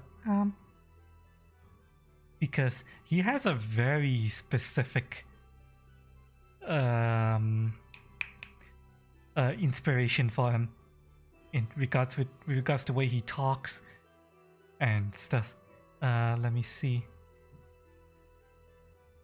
Okay, I'm going to open this and I'm going to share this onto stream. This is his original inspiration. Where'd you put it? It's on stream. If you look on stream, you'll see it. It's a little blurry, the picture, but some of you guys might You gotta wait a recognize moment. this. It starts to be a delay. Mm-hmm. Yeah, we're ahead of the actual stream. Yeah. You guys might recognize him.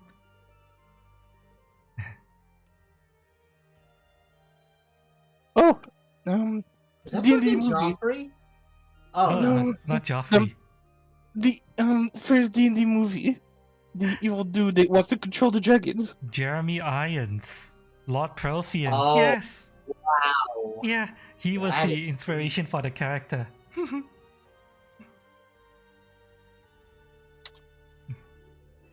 That is old. Voice for acting. Alright. I need to run to the restroom, and I think it would be a good place for me to call it here. Alright, bye bye. Oh yeah. Bye. Yep. Thanks for playing, Bye. Gannon. Off you go. Bye bye. Don't miss the ball. Night. Go. Yes. I I was like, do I use Lord Perfian's like Jeremy Irons likeness for this character? I was like, nah. I decided, you know what? I can base his mannerisms and speech off him, but I better use something else for his image. And I was like, yeah, I decided to use this instead. So Call fun it fact. here too. Yeah, the old Dungeons and Dragons movie was in 2000. Yep. I Sounds saw about it. right. That was 23 years ago. Yep. From a moment, I thought it was longer. The original awful Dungeons and Dragons movie. Well, not that the new one has been critically like super successful either. Well, surprisingly, I've heard reviews say that it's not great, but it's a Now here's the decent key movie. question though. Reviews from who? Audience or critics? Audience. Okay, Yeah. you can believe those. I've heard audience Yeah. say that as a D&D story, it is very cookie cutter and boring. Nothing about it stands out. As a silly, fun heist movie, it's good-ish. Also, It's who's a this book NPC by who has everyone. appeared on our screen? That would It's a book. be Sir Kinoshita. He's the person Oh. who's going to be charged with investigating the bubble threshold, and technically he would be the person you talk to for information on how to deal with the curse. Hmm. This was the person whose image I rushed to prepare before the stream. If you got anybody who was hanging out earlier, That was just me. You I think and- Michelos might have been here. you No, and Gannon. Might have been, but I was. Or was it Gannon? Yeah, it was Gannon. If I was too busy eating my fish. Yeah. Sir Kinoshita, Knight Commander, technically higher rank than Sir Sturm, and lower rank than Lord Cockermouth. But since Sir Kinoshita is from the Order of Night Mages, he would be an expert on this, and Lord Cockermouth will be deferring to him for information, although Lord Cockermouth will hold overall command. And yeah, I actually prepared something for him to give you guys with regards to the curse, but that kind of notes and RP can be handled either next season or can be done off stream. It's entirely up to you guys. Is it going to be something we get to ghost bust the girls, or is it going to be something that just makes them never show up again? Okay, this depends entirely on how which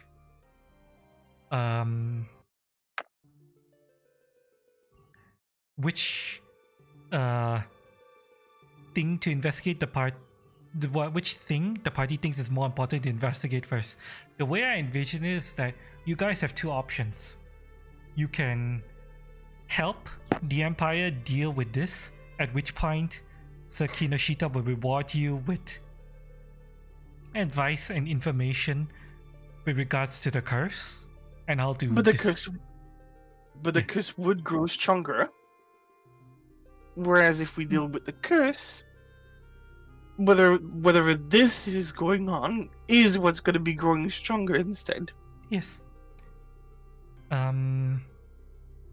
Well, if it's up to I guess it would depend on the only thing. Okay, so Ivan would want to be going forward on the whole bubble situation because he smells arrow all over this. However, it would depend on how long it takes for the bubble to stabilize enough for people to go in without having their head explode. Like, would it be long? Would it still be going? Like, would it still be unstable even after the several days, which is what we're going to be taking our break on? Is the question.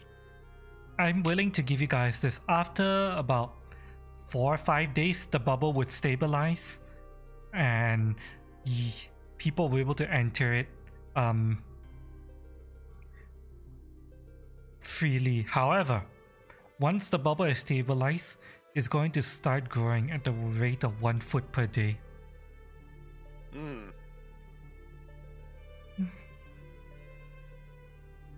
So we'd be on a tight timetable either way. Mm-hmm.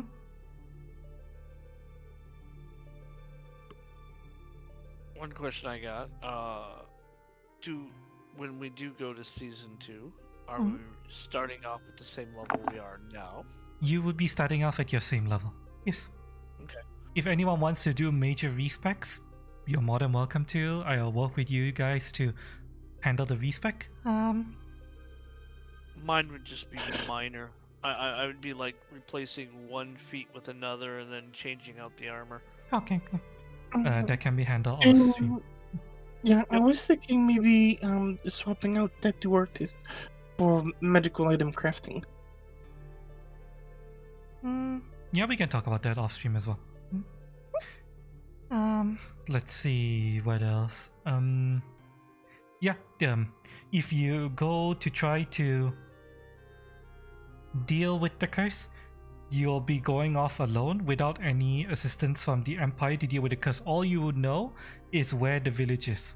If you try to deal with the bubble first and you survive, the Empire will offer information and assistance with dealing with the curse, because Sir Kinoshita will be reading reports about the curse, not just from you guys taking your testimony, but reading reports of the knights to corroborate whatever he can. And he would deem that this curse, whatever it is a threat to the Empire, because right now it's affecting It has civilians. made Imperial citizens.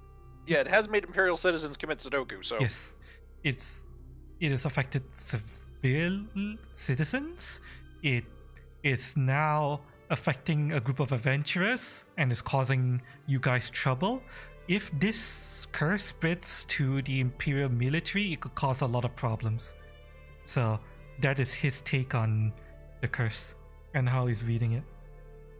And he would not have information on hand immediately on how to best deal with the curse, but he would offer a trade of, like, you guys help us deal with this bubble, I will send messages out and try to see if I can gather as much information as I can with regards to this curse. And once we're done with this bubble, I should hopefully have a course of action ready for you. That's how he's going. That's his offer, essentially. Can we see the full art of the NPC? Like in Discord or something? Of the new guy? You can. He is a... let me see here. Because that's a very girly he. Yeah, indeed. Let me... We're in Orochimaru levels of gender ambiguity.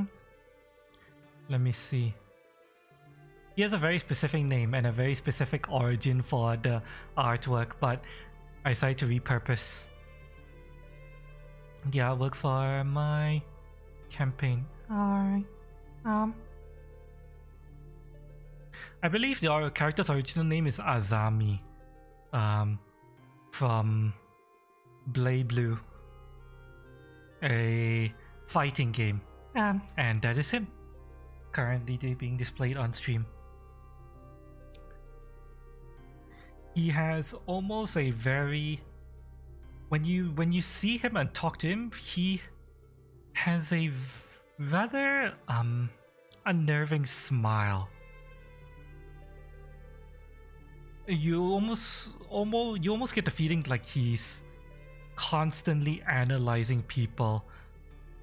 For to what end? You can't say, but you are unnerved. After talking to him for an extended period of time.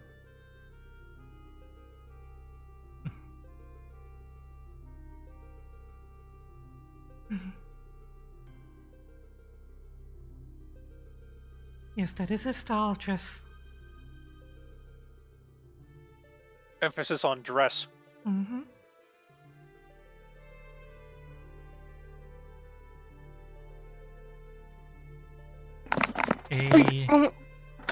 I'm gonna need to call it a night as well. I'm incredibly tired. I've been tired since. Okay, thanks for playing. I've been tired since lunchtime. It was 7 hours ago. End the stream right now.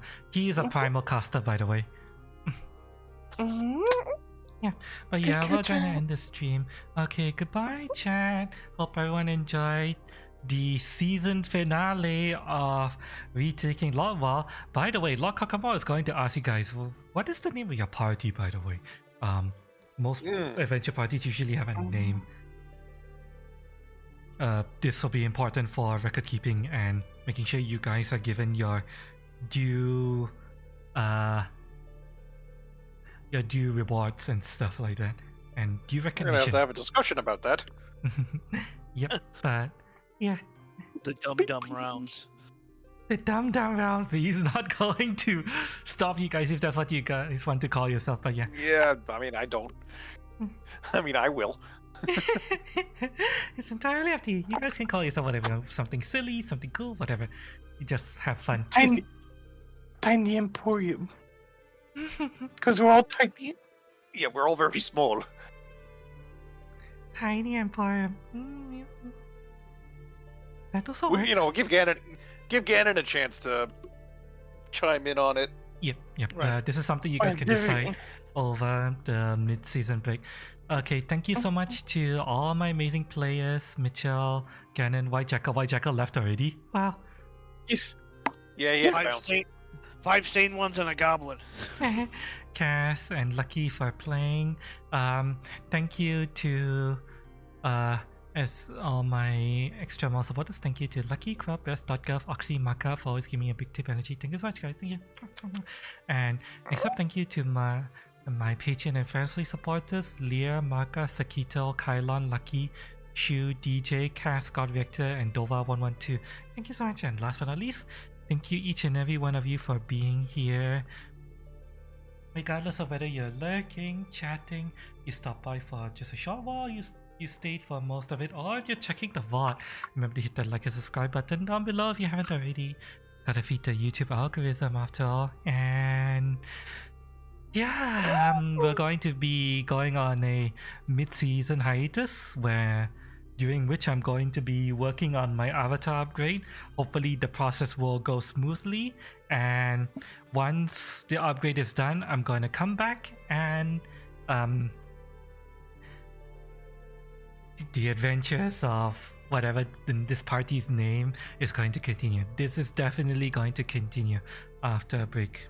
The break will serve the dual purpose of allowing me to work on background stream stuff and allowing me to recharge my creative juices so that I don't burn out. But with that, okay, we're done, chat. Goodbye, everyone. Bye-bye. Bye, chat. Bye-bye. Bye-bye. We'll see you again soon. VOD viewers, do the YouTube things. Yes, do all the YouTube things. Thank you so much regardless. Bye-bye.